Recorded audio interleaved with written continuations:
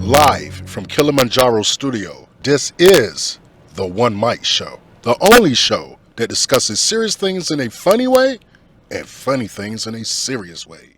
Ladies and gentlemen, mabibi na mabwana, welcome to a non-core presentation of the One Mic Show, www.onemicshow.com, 202-683-4570, press star 5 to speak. Tell a friend to tell a friend to tell a friend that the people's Kamkunji is about to be in full effect.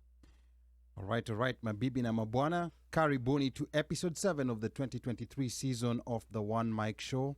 Ramadan Kareem to all my fellow Muslims. And this has been a sad week for Kenyans. Now, on the fateful day of March the 6th, 7 police deputies cut short the life of 28-year-old Kenyan-American R.I.P A Otieno by squeezing him to death. In celebration of his life on the One Mic Show tonight, we'll be joined by R.I.P A's lone surviving sibling, Leon Ochieng, to talk about R.I.P A's life. Also on board to update us on funeral arrangements and the family's quest for justice, our family friend, evangelist Judy Oyuyo, and we also have Pastor Daniel Njoroge, so I want you to stay tuned for that. We'll also be letting you know how you can contribute to the family's funeral expenses. I want to remind the listeners that it's Friday the 24th of March. Na Melia MV the People's Kamkunji inangoananga.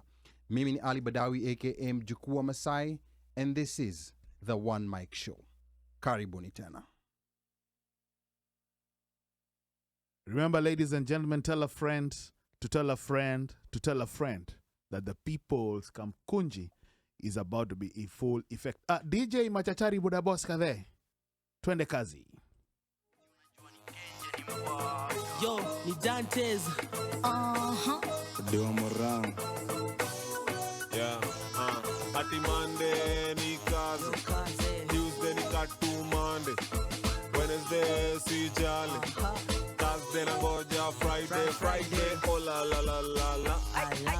Oh la la la la la. Oh la la la la la. Oh la la la la la. Tukorido sahi hadi Mangware, kina Kemboi wamefika na walales. Hakuna gravity kwa Mongo ni mabale, najisikia kuna kakitu kwa wallet. Mtaani nilitoka hadi Kiwa Manches, sikupitia kibandaski kwa madhe. Sahi katumbo kamejaa kuna gases, juu ya kunyonya jag sipendangi glasses. Nadhani satonda kwa na ganje ni nani, hatataka makali tayari. Buda say niko machi na imagine Mande na niko kazi. Many big boys siezi gusa toy. Missy role model ni avoid. Na mbona Buda nikileo liwaribu ganje nikisema pewa. Ati Monday ni kazi. Tuesday ni katu Monday. Wednesday si jali. Thursday na ngoja Friday. Oh la la la la la. Oh la la la la la. Trio mio. Oh la la la la la. Kurugenzi. Oh la la la la la. Oh la la la. Trio mio. Bala ma weekend. Musere na maarif kadhaa na mapainting. Magala wanasani shasha. Meditating na tambla ya kimratish kuba. Kurumisha ngoko kama generator. Wendo kwa soko na jileta. Bona funga long shokani kela teta. Eleveta kijana kadogo kako ina diseta. Kiendi leo tunamliki. Hatuwezi kosa fungu bila brand. Mbona nasikia fit, nasikia pomi, nasikia niko na vibe kama lote. Mbona nasikia fit, nasikia pomi, nasikia kama niko na vibe kama lote. Sijui mbona nasikia fit, nasikia pomi, nasikia niko na vibe kama lote. Mbona nasikia fit, nasikia pomi, nasikia kama niko na vibe kama lote. Nasikia poa, nasijui ni nini. Poa, nasijui ni nini. Leo niko poa, nasijui ni nini. Poa, nasijui ni nini. Hey, vibe inatusika kama mkono wa disease. Pana complicate hapa vitu visit. Tuko majenika, tuko overseas. All right. Karibuni tena ndani ya One Mic Show. Na ni furaha kujiunga nanyi wapenzi wasikilizaji, tukiwa tumekuandalia taarifa za kusisimua, muziki wa kata viungo na kindumbwe cha siasa au politics ukipenda. We're streaming live on Facebook from Kilimanjaro Studios outside Washington, D.C. I'm not sure whether we'll be on YouTube. We might not be able to go live on YouTube today. We're experiencing some technical difficulty there, but we're going to be live here on Facebook. So ask your YouTube friends to come here on Facebook. And please remember to subscribe to both our YouTube and Facebook pages at The One Mic Show. And then follow us on Instagram at One Mic Show. We are also taking live calls tonight. 202-683-4570 and press star 5 to speak. I'll repeat the number again. It is 202-683-4570 and press star 5 to speak, so save that number. Now, the show tonight is dedicated to the life of 28-year-old R.I.P. A Otieno, who was brutally murdered by 7 police deputies in the state of Virginia. We'll be talking to close family members and friends, and our phone lines will be open at 202-683-4570 and star 5 to speak for anyone who wants to give a tribute to R.I.P., so keep it locked. Na bila kusahau, tunapokea mziki toka DJ wetu machachari mleta habari DJ Omoshfire, na tutadunda kule viwanjani na Mika Och, jezi yake nambari 7 mgongoni, akituletea habari za michezo. Na moja kwa moja toka Kilimanjaro Studios ni mimi mtangazaji na mwana habari wako mpendwa Ali Badawi. Kwetu wananiita mteule na wengine mniite mjukuu wa Masai, because I'm Kenyan by blood, American by design, Masai by choice. Sichagui, sikagui na sibagui. Karibuni tena. Now, let's talk politics. I mean, of course, there's no politicking today. In this hour, we'll be talking to Leon Ochieng, the lone surviving brother of R.I.P. A Otieno. We'll also be joined by Evangelist Judy Oyuyo, a longtime family friend. And we'll also be talking to the family's pastor, Pastor Daniel Njoroge. So I want you to stay tuned for that and more. I'm your co-host and producer, Ali Badawi. And it's Friday, the 24th of March. And we're coming to you live from Kilimanjaro Studios outside Washington, D.C. Please remember to subscribe to our OneMicShow YouTube channel and follow us on Instagram at OneMicShow. On set with me tonight is Mr. OneMic Kamakawa. Ruth is out tonight. Joanna Ward is also in studio. Sports anchor Mika Och will be joining us. And our resident DJ, Omoshfire, will also be live on the decks. And not forgetting, super producer, Mubelwa Bandio, who is in studio. And we're going to get started right away because we are a bit late today, so we are not going to waste a minute. Now, we all know that on the fateful day of the 6th of March, the life of 28-year-old R.I.P. A Otieno was cut short in the most ruthless way by police deputies near Richmond, Virginia. Now, according to CNN, surveillance footage released by a prosecutor showed R.I.P. being pinned to the floor by multiple officers at a Virginia mental health facility in the moments leading up to his death. Now, according to court documents, 7 sheriff deputies and 3 hospital employees were indicted by a grand jury on a charge of second-degree murder. Now, the One Mic Show tonight joins family and friends and dedicates this episode to celebrating R.I.P. A Otieno's beautiful life that was cut short unexpectedly. And joining us in this celebration is R.I.P.'s only surviving brother, Leon Ochieng. Also with us is our longtime family friend, Evangelist Judy Oyuyo. And we also have the family's pastor, Pastor Daniel Njoroge. And we are going to get started with Leon. And first of all, on behalf of the One Mic Show fraternity, I want to pass our message of condolences to your family. I'm not sure whether you can hear us, Leon, from where you are. Okay, Leon, can you hear us? Yes, I can hear you. Thank you, Asante. Okay. Thank you so much for joining us in this very trying moment. Now, before we proceed, how are you coping? I mean, this is very difficult. I can't even begin imagining how you're feeling. But how are you coping so far, Leon? First of all, thank you very much for having me here today. Under the circumstances, I'm sure no one would want to be in, and I wouldn't want anyone to be in. It is difficult. At times, it's harder than others. But every day that I survive, with the strength that I have from the Lord, with prayer, with the support that I have from the community in Richmond, Virginia, and also even in the community back in Nairobi, Kenya. I want to say that not only am I the surviving sibling of R.I.P. A Otieno, R.I.P. A also has, and I both have brothers and sisters in Nairobi, Kenya, and they have been very supportive through this nightmare that we're living. Okay, all right. We are very happy to have you here, and I think beside you is also Pastor Daniel Njoroge, who's here for the support. Pastor, karibu sana. How are you doing today? Doing wonderful. Thank you for having me. Okay. Pastor, I think we are having a bit of trouble hearing you. Sijui karibia mic kidogo. Can you hear us clearly? Can you hear me? Okay, just give me 1 second. Just speak a little bit louder. Yes. Can you hear me? Yes, now we can hear you loud and clear. All right. Yeah, Asante sana, Pastor. I mean, how has it been in the last couple of days, that you've been showing support to the family, Pastor?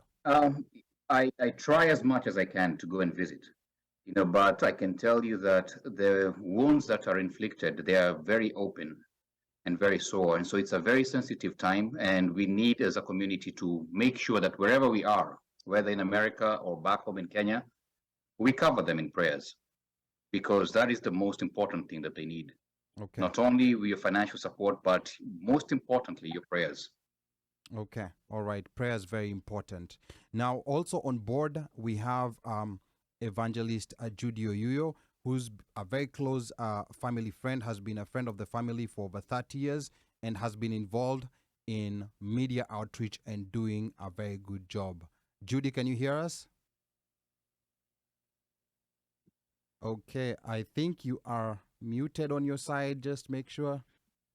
Right, that was me. I'm sorry. Okay. Yes, I can hear you loud and clear from Houston, Texas. Okay. I'm good. All right. Asante san. And how are you feeling today? We love the colors. Oh yeah, I mean, I'm matching you guys. I'm matching. I got the memo. Thank you. How am I feeling today? I was telling a friend of mine, make sure you get some sleep. This morning, I woke up mad. And I was reaching out to the media in Kenya, and I was telling them, you know what? It's not fair, in my opinion, as Judy Oyoyo, that, when George Floyd passed on, there was such a media hype in Kenya, and even in America. But I'm like, this is our own. This is R.I.P A Otieno is a Kenyan, born in Kenya. Of course, I live in America. I mean, what gives? You can't tell me Mandamano is, no. I just feel like there are 8 times more people charged in the death of Leon Ochiengo than George Floyd, only 2. So I don't know, there's an uproar. How am I feeling? I'm charged. I'm very charged, but I have a lot of faith in God that, justice is going to be served to the fullest order. Okay, Asante sana.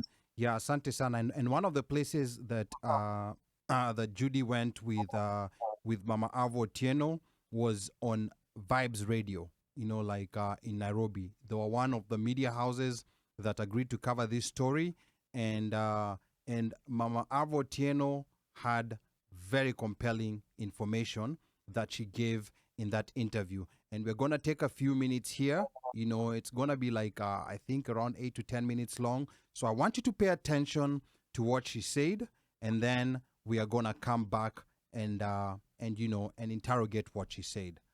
So producer, please play that clip.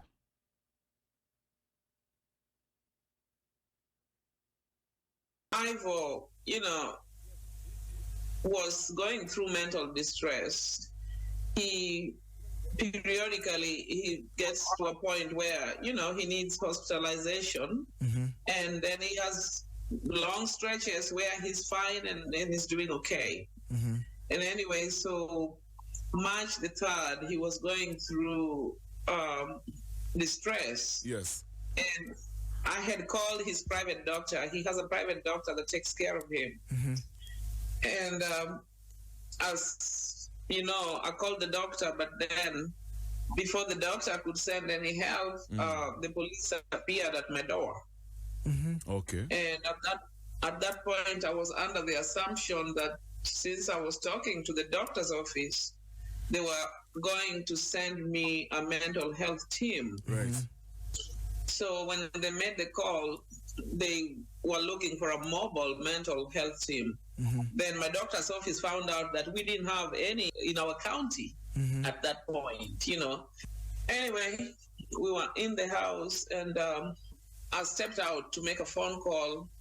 In the back of our house, we have the back driveway, and he was able to cross over and was knocking on my neighbor's door. Mm-hmm. So it was just a knock on the door, and I was sitting in my car making the call. Mm-hmm. And he knocked, and then when I saw him, I came on outside and I said, come on, son, let's go home. Right. And with that, he picked a few light sticks, the light sticks that you can put around the house to light your house. He picked maybe just about 2 or 3 of them and brought them with him.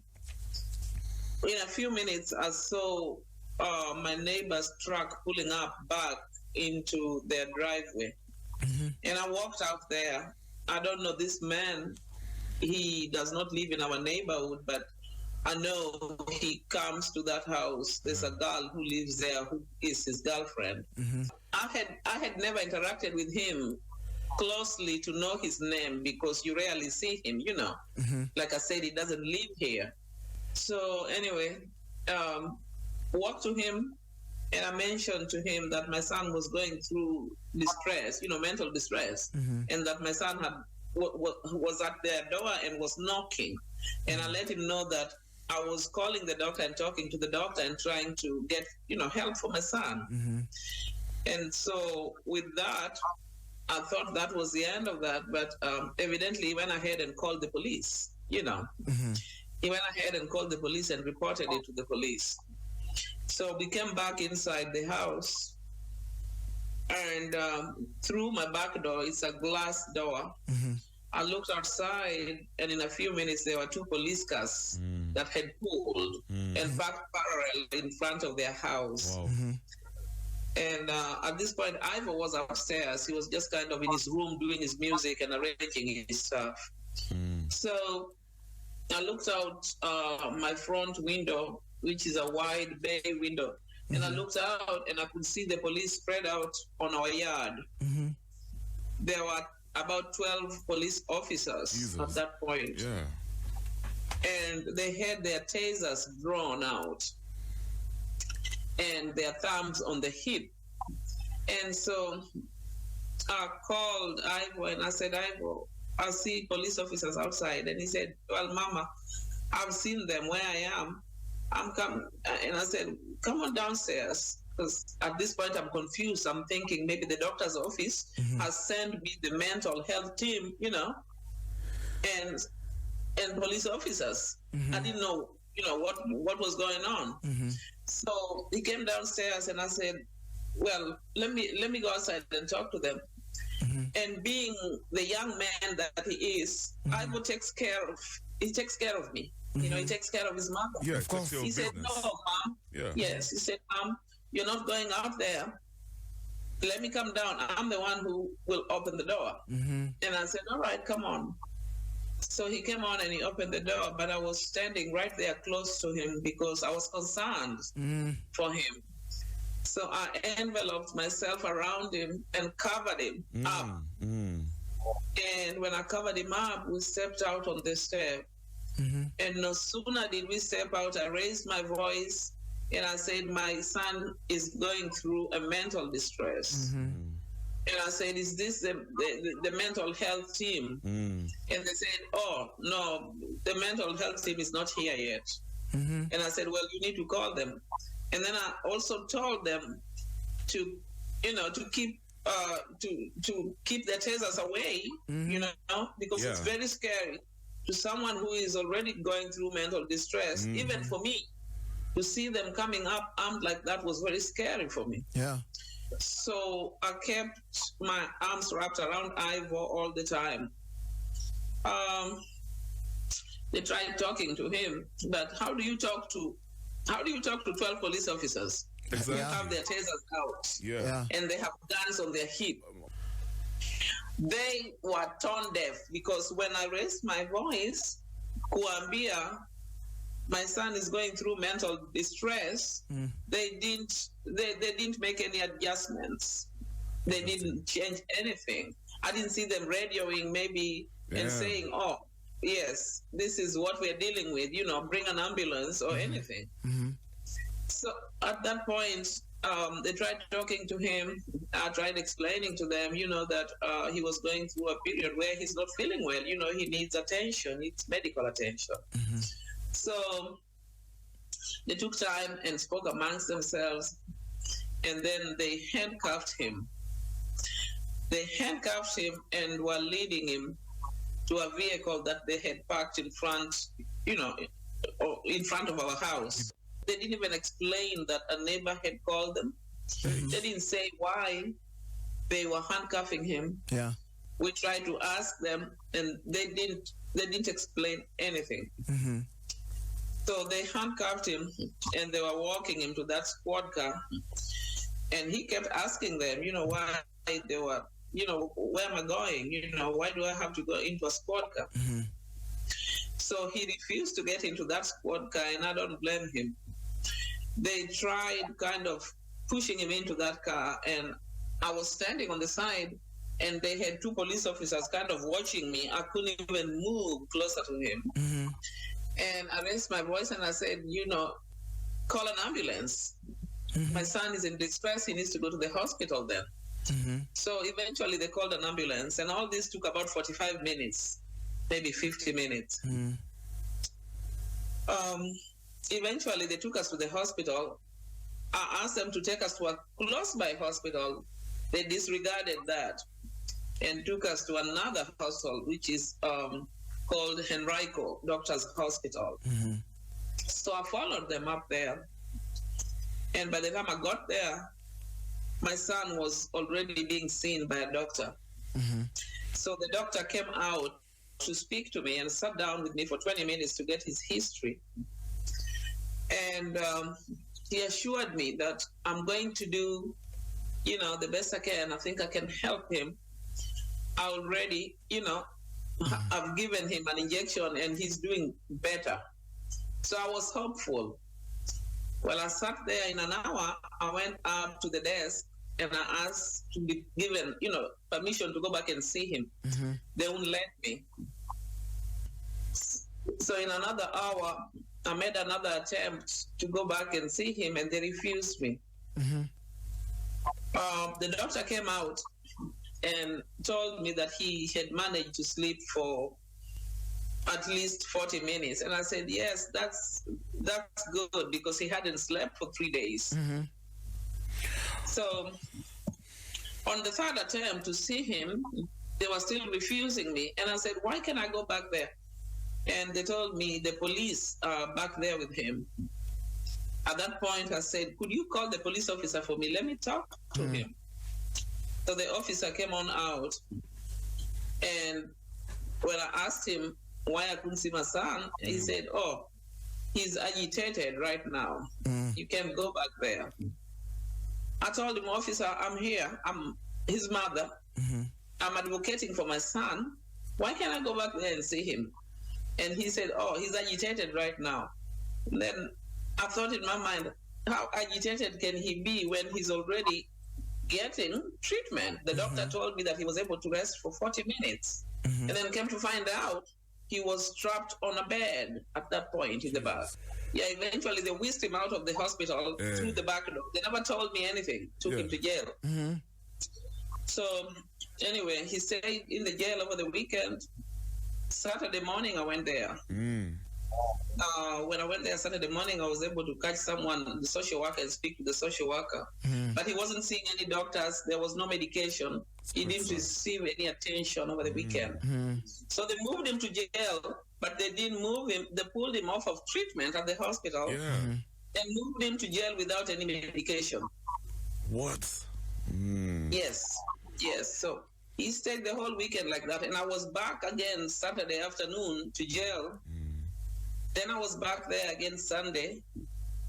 And on Sunday I was told, until he sees the doctor on Monday, he can't be given anything. All right. Thank you so much. That was Miss Caroline Oko, the mother of the late R.I.P A Otieno, speaking to Vibes Radio in Nairobi. She was speaking exclusively to Vibes Radio, and she gave her point of view. There was another quick question that was asked by the journalists at Vibe Radio, and let's see if we have that clip. Well, it was when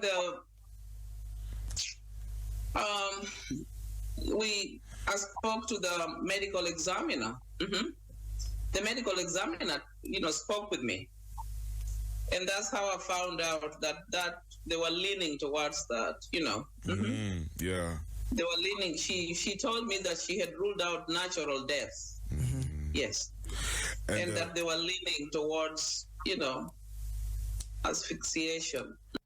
Okay, that's a moment, Mama Avo, got word that Avo is no more. This was an exclusive from Vibes Radio, Asanteni Sana. And I want to go back to the family. I want to go back to Leon, and maybe just give me your quick reaction to what Mama was talking about in that interview, because this is something that that even on all the coverage that we've gotten on media here, I think this was the most comprehensive details of her as a witness to what happened before Avo was taken away. Leon. Yeah, I can say that it's very deafening. It's without any explanation. When you think about, each breath that you take, when you think about when you feel stressed and you're under so much pressure, what's the first thing you do? You inhale and you exhale. You're trying to relax. And when someone else takes that ability of you to be able to breathe, it is so mind-boggling, and not only just one person, not two people, not three people, not four, just like Attorney Crump said, 10 people. Just think about that. All your body is trying to do, without your permission, your body is naturally appointed by God to inhale and exhale. There is no charger plugged in. There's no electrical cord plugged in that we have to plug ourselves in order to be able to breathe. So it angers, it pains, it confuses you, because you ask yourself, what would you do if you were under the pressure of 10 adult human beings, most of them weighing over 200 pounds each? What would you do? So that's where we are as a family. We don't have the answer to how we could respond to it, because there are a million things come to mind when you think about what my brother's body was going through and how helpless he was. I'm sorry. Like, it's something that I have yet to come to terms with. And, I can only begin imagining, like what you're going through. I personally was unable. I've never met Arvo, but I was unable to watch that 9-minute video clip that went public. And we really appreciate you as a family, yourself, your mom, and the rest of your family, for allowing the world to see this.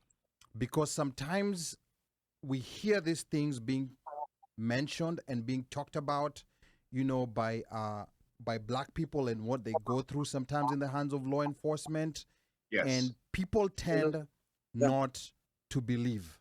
Like when I was watching it, I could not believe, because I noticed that he was shackled. Yes. He was helpless. Mm-hmm. He wasn't in any kind of threatening position. And it boggles my mind to think that even after George Floyd, even after what we saw with George Floyd, that 7 police officers, plus there was an additional, I think, 3 medical staffers, went down on their knees on him for a period of time until he could no longer breathe. I've been unable to watch that video. I really appreciate your family allowing, like the rest of the world, to watch it. And at this juncture, before we go to Pastor and Evangelist Judy, I want to come back to studio here. There's a panel here in studio who have been listening keenly to what Mama was saying on that clip, and they've been listening to you, Leon. I want to first come and introduce Joanne Aworo-Port, the CEO for Africans for Mental Health. Karibu sana, Joanne. Hi, thank you so much. How are you? All right. Thank you so much for coming through today to be able to celebrate the life of R.I.P A and to just talk to the family and see what we as Kenyans can do to help the family and to advance the cause. I want you to give your quick reaction to, first of all, what Mama R.I.P A was saying on that clip that we just listened to, and like what Leon followed it up with. Joanne. So thank you so much for having us here to really talk about mental health and how individuals who are living with mental illness go through so much challenges when they are trying to get help. I want to say pole sana to the family, Leon, your mom, and your siblings back home. Ivo, we are thinking of you, and we will continue to champion for you. Now, listening back to what the mom was talking about and how she was explaining the process of trying to see what's going on with her son, there was so many missing links in that process. She is the first caregiver. When you call for help and you ask for help, the process is that the ambulance should come and take that person to the hospital. They are supposed to de-escalate the situation, not escalate the situation. And they completely excluded her voice through this whole process. They denied him his access to proper mental health care services, literally. And that's why there's a stigma around mental illness. And so when I heard what she was talking about and the challenges of just how long it took for her to track down where her son was, wow, that was just horrible. That is so stressful. It is so inhumane that a facility that is charged with ensuring that the person that they receive is going to be treated as a human being, is going to be assisted when they're living with a mental illness and they're going through a crisis. Mental illness is the most painful illness. And I'm sure Leon agrees with me, right, Leon? It's the most painful illness. You can't see what is going. You see your loved one deteriorating and you don't know what's going on. And so to see that she had to go through so many hoops and then he was taken to jail, like they intentionally approached him as a person who committed a crime. They were charging him and penalizing for his illness, not because he was actually living through a crisis. And they failed to follow protocol, in my own opinion. And there was something that Mama R.I.P A said that stuck with me. She said, if R.I.P A was a white boy, he would have gone back home to his parents. To me, that was so powerful, especially coming from a mother who's just lost a son, and the acknowledgement that this had a lot to do with race. Because we know that there's a general tendency amongst Africans, amongst Kenyans, sometimes to give law enforcement the benefit of the doubt. And people tend to say, oh no, it wasn't a racial thing.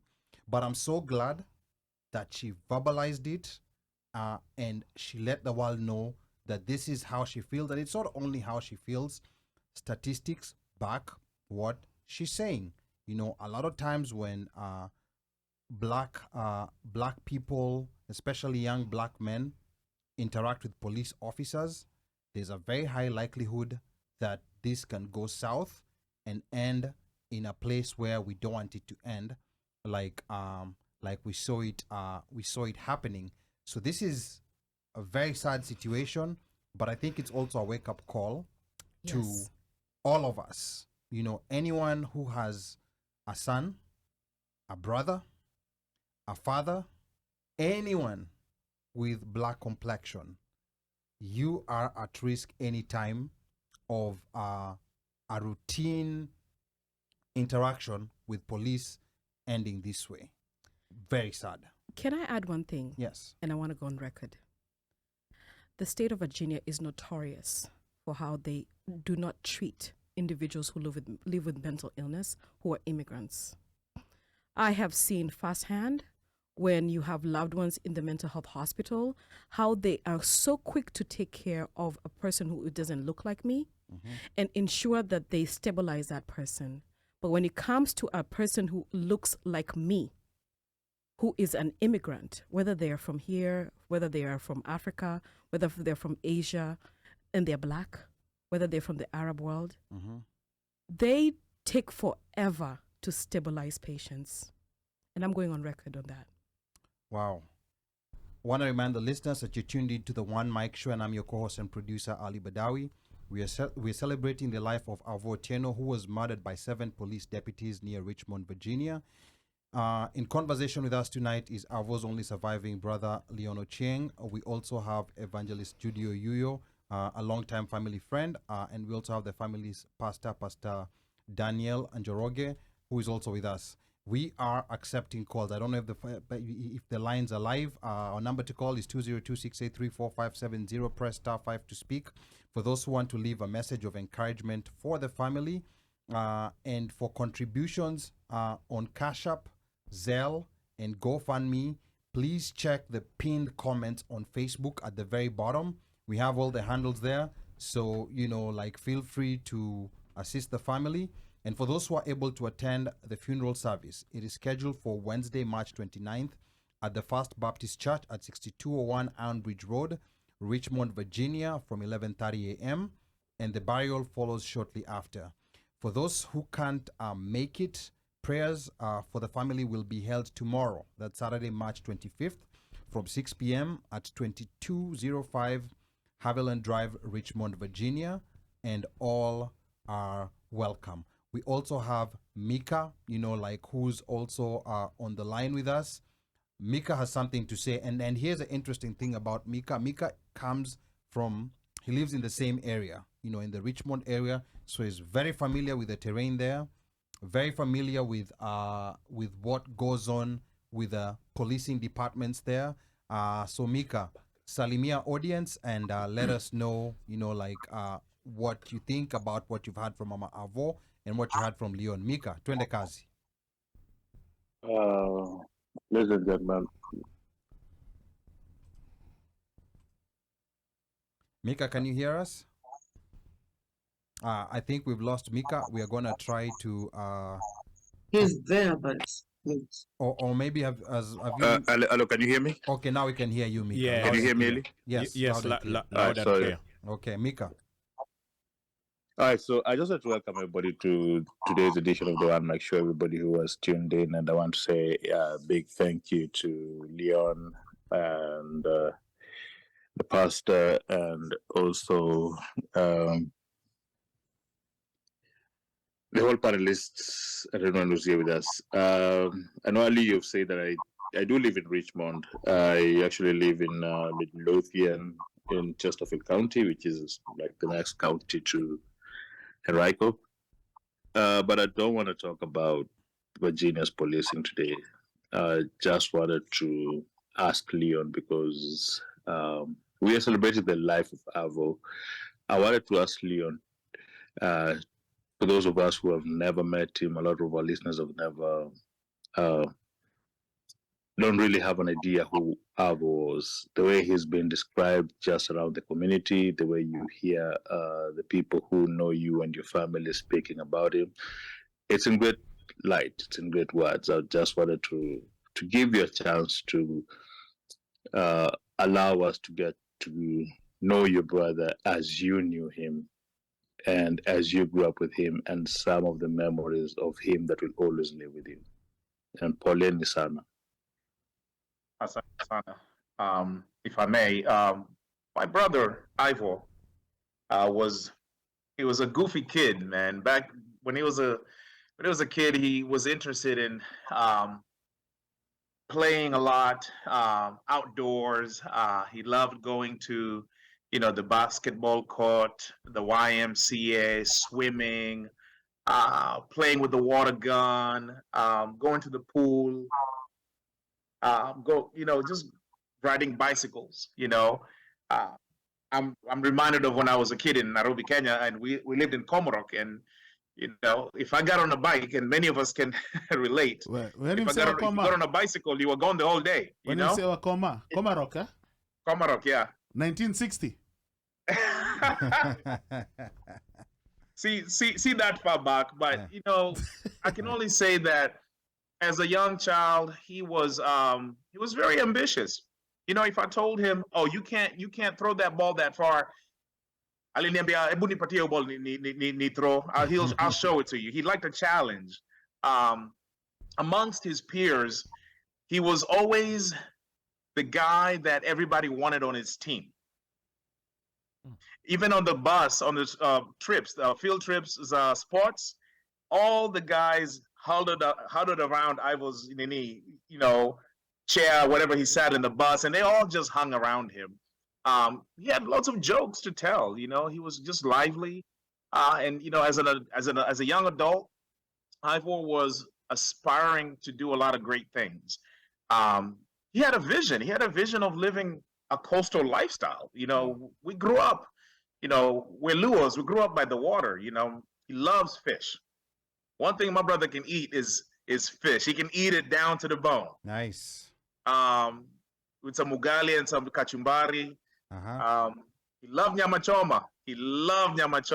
Allah. Um, So you're typical and Kenyan. here in America, the food here is a little different. So he often wanted to eat the food from back home. Okay. So the aunts here in Richmond would often make him meals whenever they came around to kutanos and things like that, and he loved samosas, chapati. He really appreciated his Kenyan culture. He even sang, some of the songs that are actually quite traditional. Some of the traditional Luo songs that are very deep, like Tingamalo. He knows the whole song. Your brother was a musician The whole too. song. He was a musician too. He was into music. Yes. Okay. He wrote his music, and in his music is where my brother started actually writing music at the age of 16, right around 16 Evo. Okay. He had a composition book, and he wrote his music, and he hid that book underneath his mattress. And he was an introvert at times when he needed to be, but then when he had the opportunity to be more outgoing and social, he did. He was able to cross over and do that. But then most of the time, Ivo kept to himself. Okay. He was intuitive. He was slow to anger. He was quick to bring people together. So whenever there's like a misunderstanding between, the household, he would often, be the first one. He'd be the peacemaker. The peacemaker. Okay. Right.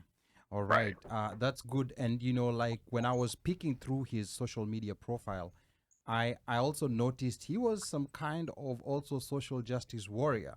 Like I picked up, like things he was talking about, like racism, and police brutality, Right. Like things that were happening, and he was telling people to try, and be careful, like because of what's happening out in the streets with the police, and and it's unfortunate, like he ended up being a victim of the same people he was asking people to be careful of, and like I said, we are celebrating, Avo's life today, and I can see quite a number of comments coming through here.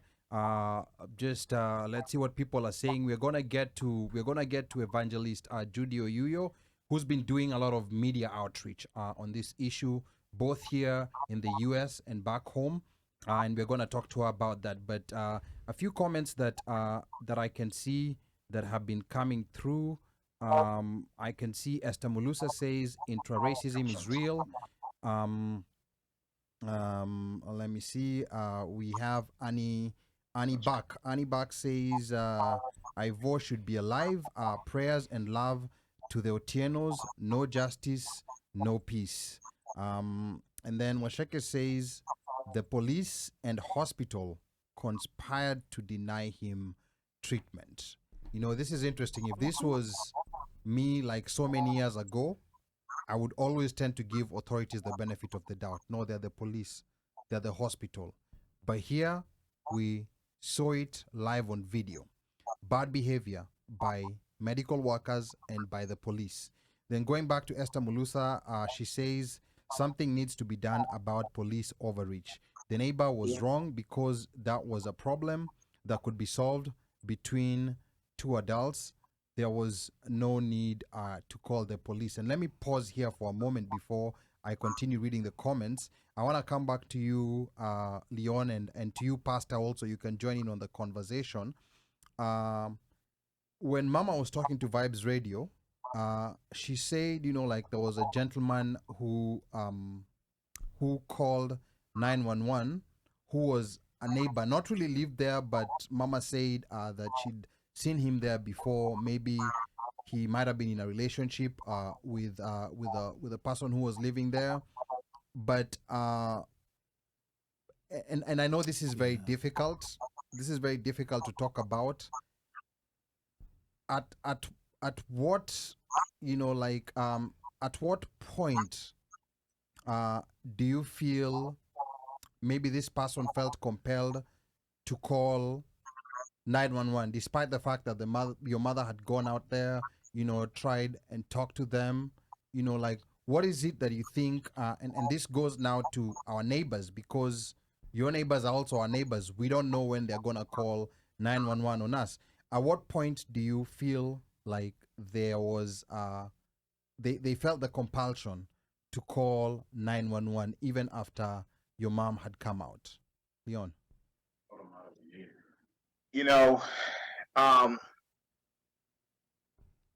My answer is very simple. It was a malicious act. Mm-hmm. Okay. There is no better way to put this. Okay. Because if my brother had Down syndrome, if my brother had autism, if my brother had Tourette's, if my brother had any disorder that is deemed to be more appreciated by the community, because I feel like mental illness is unappreciated, unrepresented, misunderstood. And for the neighbor to disregard my mother's outcry to him and lay it out in layman terms, heck, even spell it out. My mother pleaded with that gentleman. My mother made it clear that he was undergoing a mental distress time, and she was on the phone with his doctor, trying to get an adjustment, trying to get his doctor to find a way to diffuse whatever situation, whatever mental breakdown my mother was having. This particular neighbor found it in their heart, made it a point, validated it to my mother with his own words, that regardless of whatever my brother is going through, he's still going to call the police. That there is a malicious, discriminative act of a neighbor. And that is not the neighbor that we want to live next to in America, in Kenya, in Asia. It doesn't matter where in the world. Unfortunately, we live with people like this next to us. Wow. I mean, that is so, shattering. Awar, like I want you to just, with your experience, in handling, dealing with a lot of people who are facing mental health issues, what were you thinking? When you heard especially what Mama R.I.P A said about what went down and what Leon just said. So Mama talked about the fact that she stood in front of her son to barricade and fight for her son, and she expressed that he was going through a mental illness crisis. The police officers should all be trained to understand when a person is going through a mental illness crisis, period. There is no excuses for that. Further from that is the fact that she demanded that they call an ambulance, and it took them 45 minutes to come there. And when they got there, the EMT must have evaluated him, and they saw someone who was actually going through a crisis. So from that point, let's leave out the neighbor. The point is, at this point, the transition of care should be straight to the psychiatric hospital, so he's destabilized. And in the hospital, they have the mechanism to destabilize him. They have the mechanism to make sure they can mitigate the crisis he's going through. They would have given him a shot of Ativan. Stabilize, you mean? I mean, stabilize, yes. They would have given him a shot of Ativan. But further from that is they denied him medication. So they were all intentionally making him sink deeper into mental illness crisis. And it's atrocious, completely atrocious and inhumane for someone who's living through a crisis to be denied care. They denied him care.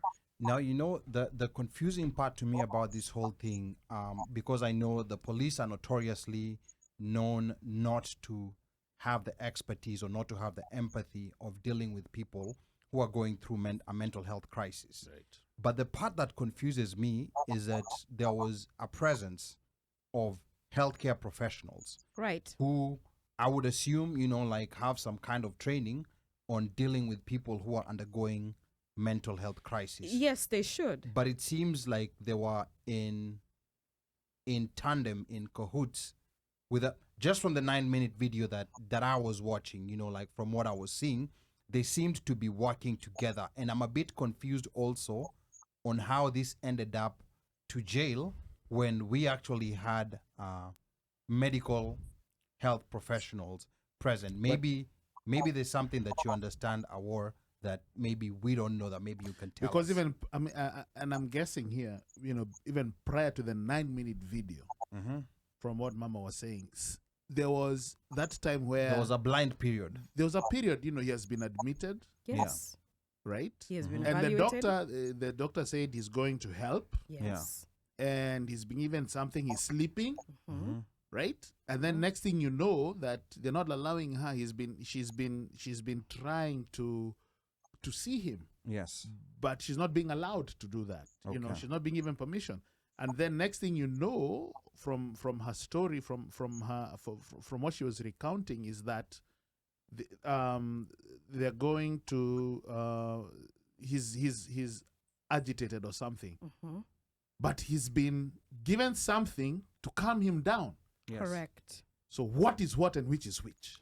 Yes, and I think, you know, like those are details that I think, you know, like once the investigation that will comes out, I think there's a lot of details that will come in. And I think at this point we want to go to evangelist Judy Oyuyo, you know, like who's been on standby there.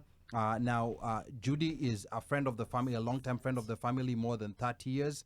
And she's been doing a lot of media outreach. In fact, the clip that we were just playing was thanks to her. She was able to, you know, like work her contacts in Kenya and get people to, and get some of the media to talk about this issue.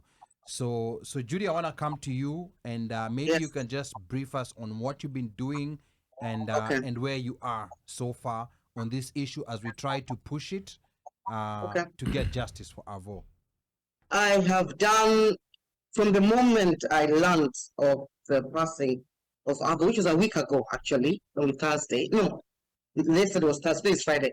A week ago yesterday, when I went to church and came back, because when I was working the day, my sister Carol sent a clip to the family WhatsApp, and I didn't read it because I didn't have time. When I came back home, when I was having my dinner at 9 p.m., I know it's late, but I was like, let me go through this. And I got the shock of my life. And I'm like, I know that girl. And then I see Leon, I'm like, I know that boy. And then I was like, let me do my due diligence. Let me investigate further. So I went on Google, and I Googled Carl and Aruko, nothing. I found 2 numbers in Kenya, 804 numbers. Then I'm like, Then I went to other clips. I was like, let me see. When I looked at her, I said, I know that girl. I remember the Rambanya. Rambanya is this gap between the teeth. I said, I remember that mouth. That is Karoyugi. So what I did, I blasted on Facebook. I called my contacts, all my former colleagues at Kenya Airways. I called like 20 of them, and I posted. We have an alumni page on for KQ on Facebook. I blasted. Then I got on my phone. And I said, let me call some KQ people back in Nairobi. And then all I did was send them a clip. When I sent the clip, they confirmed it's her. The moment they said it was her, I asked one of them, do you have her number? She said, no, but I have Leon's number. So Leon, I've not met Leon as an adult. I'm meeting Leon now when this is happening. I've not seen Carol for the last 28 years, but I've not spoken to her in 28 years. I've not seen her for 28 years, not spoken to her physically, but we've been doing it over the phone. And it hit me. I'm like, the moment I called Leo Friday, Carol picked up. They said, crying. They said, and now she said in Doluo, America, which means America has killed my child. I'm like, oh God, Carol, I'm so sorry, Carol, I'm here with you. Don't worry, we're here with you. Whatever we'll do, we'll do. The moment she said America has killed her child, it set me going. And I said, Judy, you know, you have such good contacts. I have a lot of favor with the media in Kenya, with the radio and TV, both secular and Christian. And all I did, I sent that clip that was on TV with Leon and the mother and Ben Crump and a few other people, the legal counsel, and I sent it to all my media. I have like 10 of them, maybe 10. I don't know how many of them. Then I said, let me get the Kenyan embassy, American embassy in Kenya, get a contact. And someone got me the contact, I called them.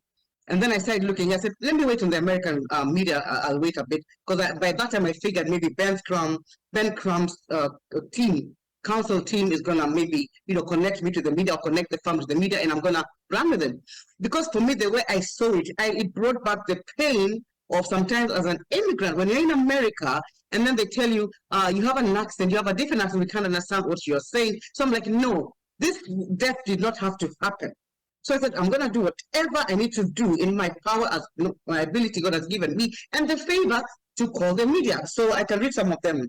So it was American Embassy in Nairobi, Kenya. The Kenyan Embassy in Washington, D.C. I did get in touch with them, and, we have a brief on that. The Kenya Amnesty International Director, R.I.P A, and I actually had a press conference yesterday. I'm having a follow-up call with him on Monday. Now, what him and I discussed, he said, what do you want to happen? I said, I am talking to you on behalf of the family, because right now, they're preparing for the burial, which is going to be next week, Wednesday. But really, first on the fact that Kenya needs to stand up. When we had the press conference last Sunday on the 19th with Ben Crump, which I organized, a Zoom call with Leon, his mother, and a few other people, many people, even from the UK, Ghanaians and Nigerians.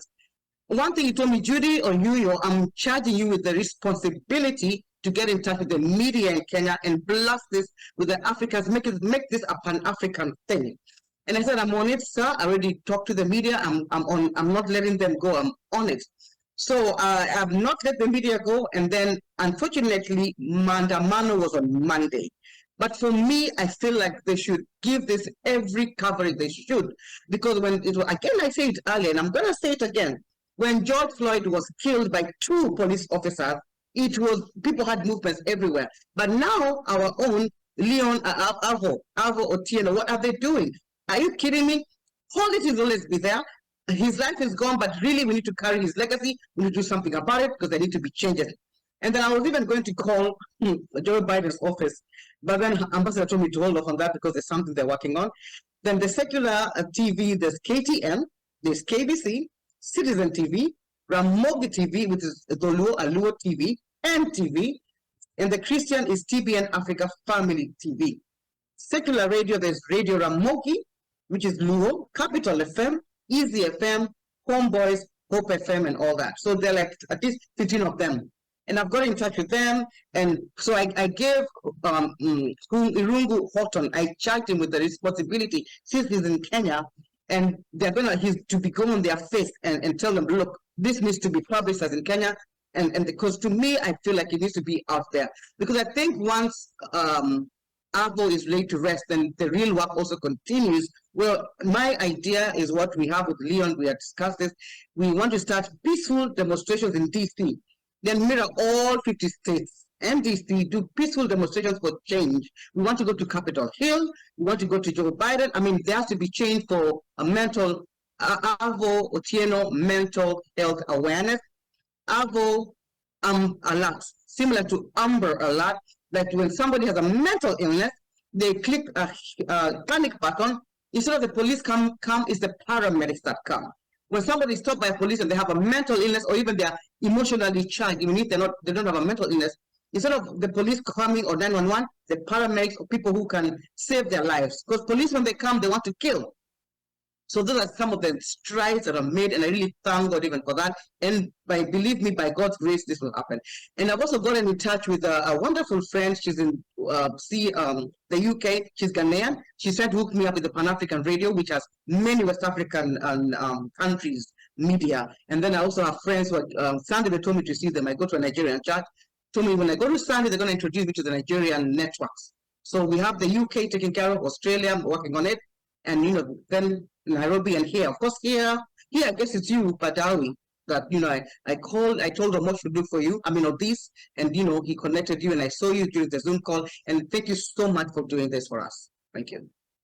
And Kenyans, please rise up. Africans rise up, because yesterday they killed a Kenyan. Tomorrow they'll kill a Nigerian or Ghanaian. Don't say it's a Kenyan problem. No, it is a black. You see, in fact, we never knew we were black until we came to America. We are Africans. You don't know that you're black until you come here. So it really is an African problem that needs to be addressed, as rightfully as Joanna said. When our mental challenge families go, they are really not given the due diligence, the due treatment. So we need to rise up, Kenyans. Come on, man. Come on. Yes, rise up, Kenyans, and I actually thank you so much, Judy, for being able to facilitate this conversation. And before we come back to studio and go back to Leon, you said Kenyans and Africans should rise up. For someone who's listening to us or watching us and just sitting there and they're distressed with what has happened, but they don't know what to do next, especially about this specific situation you're talking about. You're talking about an R.I.P.A alert, which to me is a very ambitious project, but very doable. But where, the average Kenyan who's just sitting out there, like knowing that this can happen to anyone close to them or can happen to them, what are the immediate next step of actions that you recommend to them that they should take? So the next steps of action, please. I'm gonna blast you. You know me, I'm good at blasting people. When I mean blast, I mean sending hitters out. Yeah. And of course, with your help, Badawi, yes, Leon, you're laughing. I'm a blaster. I blast. I will blast because I want justice. All of you there in the panel, including my brother-in-law Omosh, please, we work together. We have to do this, because if we don't do this, how much they will kill our brothers, our husbands, and our sons. No, it's not going to happen. Now, the way I see it, Ben Crump, even today, someone told me that he wants to see me when I come to DC. I'm like, okay, sir, I want to see you. And I already gave him a name. He's Onyango. I said, Onyango, Ben Onyango Crump. We work together, because he stayed on what got my heart on Sunday, that the plight of Africa is his plight. So he gave me that responsibility, and I want to do it because Caro, I love Caro. Karen, I've known her for 31 years, worked together in Kenya Airways. Abu was like my son. If you think about it, it can be like my son or my auntie. Even Leo, you're laughing there, he's like my son. But we want to do this because, come on, y'all, we gotta do this. And me, I'm gonna blast. I will blast. And as I'm blasting you, I'm praying the Holy Spirit, and I'm praying because God is on our side. It has to happen. Because Amen. Kenya, if you sit back and don't do anything, shame on us. Shame on us. Get up. And I always say, if this was Nigeria, if a Nigerian was killed, oh my goodness, the whole world by now would have known. Nigerians don't joke. I'm not saying we are joking as Kenyans, but I'm saying when it comes to their own, they fight tooth and nail for their own, and they're loyalists. But what Kenya is, see, Miss Mjui, anatoka wapi? Where are they from? I don't know him. No.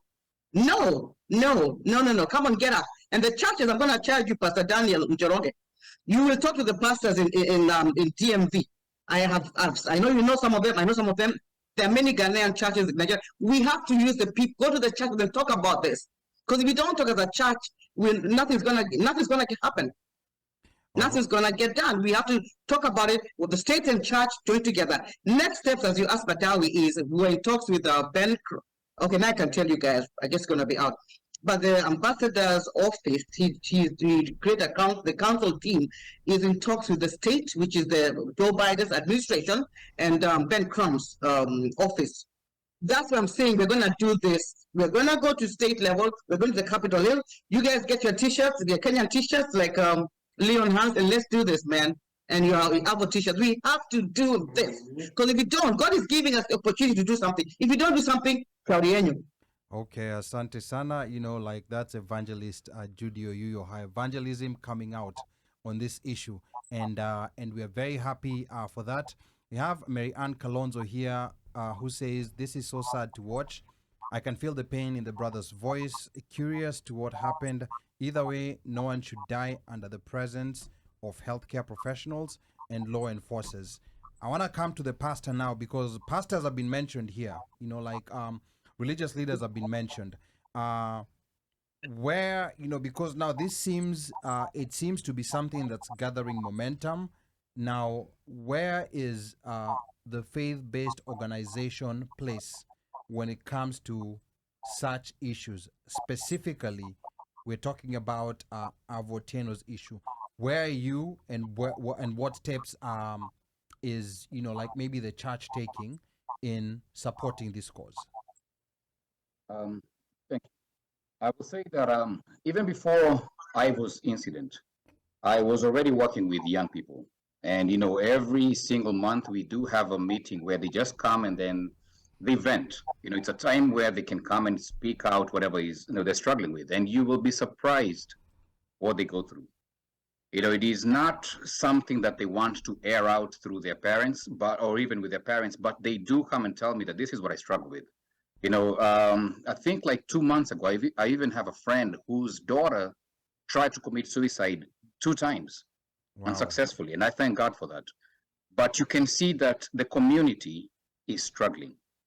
Now, being a pastor and also one that is, rubbing shoulders with every level of any person in the society, I can tell you this. You might not see it on people's faces, but people are struggling.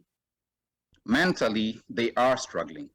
And I can tell you that the best thing that we can do is just to be listeners and also offer something that is beyond just, prayer.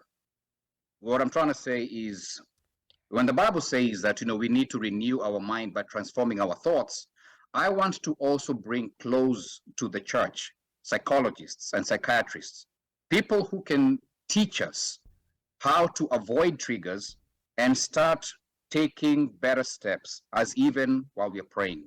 I don't know if that makes sense, but there should be a point where we need to start having conversations with the people that have gone to school, because I believe that even those psychologists and psychiatrists in our communities, God led them so that they can help us out. I thank God for the lady who was speaking. She's saying that this is a community of people who need help, and we are there, and there are protocols that we need to follow. I want to do this after we have laid IVO to rest. I would like to put a meeting together where we can have people from Maryland, people from DC, and people from Virginia to just come down to Richmond. We get to talk. We get to organize ourselves in such a way that we will be able to avoid this tomorrow. The main reason why I say that is this. People are only understanding IVO through 9 minutes of what is being portrayed. I knew IVO almost close to 10 years now. I knew him way back in the day when we were praying for him to go to California, to go to college. And he always used to say, I'm gonna be great. He felt that he had greatness within him. That is the part that you don't get to see, but that is the part that I know. And not only that, I would like to also bring this to light, that when we were discussing, because every time that I would talk with him, he was a very respectful man. No matter who you are, he would treat you like he would want to be treated. And having said that, he was also a person who would make sure that he defends what is right.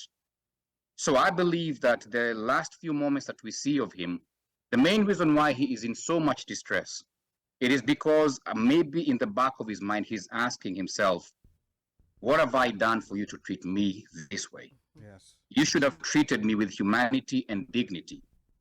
You see what I'm trying to say? Yeah. You cannot judge a person by the worst time in their life. They have a whole different life that you might not have seen. And for you to deny him medication Friday, Saturday, Sunday, Monday, what are we expecting? Exactly. That's cruel and unusual against the Constitution. Exactly. Because, even our Constitution says that these are certain unalienable rights that are endowed to us by our Creator. You see? And it's saddening that at this date and time, somebody has to beg to be treated equally just because they're struggling with mental health issues. It is disappointing. Wow, Uno, you had a No, I was going to say, I appreciate what Pastor is saying, and I really, really, truly, I think when we started, you said yourself that you really did not know IRVO until this incident came up. Yes. And most guys, their perception or concept of ARVO is within those 9 minutes. Within those 9 minutes, yes. Until somebody, let's say, for example, listens to maybe Mom's interview with Vibes Radio. With Vibes Radio, yeah. Then you get a small snippet of ARVO. But then now listening to Pastor, listening to his brother talk about, Komarok, 1960, Mutura, sijui kama alikuwa anakula Mutura na nini. Alikuwa mzee wa nyamchom na ugali na kachumbari. Leon anakaa ni mtu wa group of schools yeye. Huyu Leon. Yeah. Hizo sura zake zinakaa ni mtu wa group of schools. Maybe changes. Yeah? But maybe changes. Which is bad. Pole sana my brother. So so the idea and the concept is to understand who ARVO was, because this 9 minutes cannot actually paint 28 years. Yes. Of the individual and the person and the man that he was. Yes. Right. And they do and that is and we want to we would hope, even with what evangelist Judy is saying, trying let's get to know the guy from a different lens, and it is our duty to paint that picture. It's our duty to show, that in one aspect, yes, he was a human being, he was a man, he was a Kenyan, he was a young man, he had dreams, for all we know, like he said, like the brother said, this guy wanted to be great, he could have been. We don't know, but it was cut short. It was cut short. And in the other aspect, there's the mental aspect, and as Joanne was saying, then there's also that discussion of understanding and getting to know and educating ourselves, because it's not that they are not there, it is there. We just do not need to hide our heads in the sand like an ostrich. It is there. And we need to have that discussion. Okay, now before we go back to Joanne on that discussion, I want to come back to Leon, like on that aspect of mental health. And this is a very difficult conversation. It's a very difficult conversation for us. I can only imagine how it is for you, because from all the descriptions that we've been getting about ARVO, like in the different WhatsApp groups where people who know him are talking about him, and from what I'm hearing right now, he was a very respectable person. He's someone who was a peacemaker. What is it that maybe people need to know if you're living with someone who maybe once in a while experiences these bouts of mental health distress? Leon. The first thing that comes to mind with that question at mind is the person our father was, the late great Moses Okomembo. My brother really mirrors his personality. Slow to anger, but quick to think. Living with Ivor, his mental health was very much, something that he took as serious as, eating well, exercising, or even the sports that he played.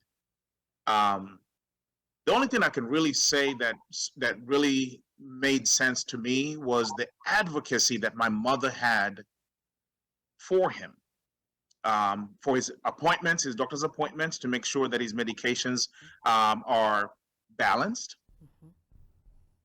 Even sometimes challenging the doctors, because sometimes, you can't just trust everything you're told by medical professionals. When they're challenged, then they say, well, okay, I see where you're coming from, but medically, they still have to make sure that they do things right.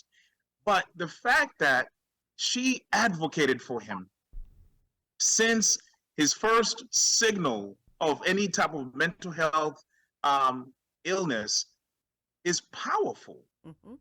To see that someone would get in between her advocacy, her motherly arms wrapping around him to take him away. For me, if I was in Ivor's position, I would want my mother to do the same for me. But then, Kenyans you're watching, America you're watching in the UK, wouldn't you as well want your mother to have the benefit of the doubt, or your father to be given that authority to be your best advocate? I think that your immediate guardian needs to be given that advocacy. Just like I said before, if he had a Down syndrome, if he had any other kind of disorder, those other disorders receive high hierarchy on advocacy. Why is it that mental health is being discredited? Wow, like those are things that we don't think about day to day.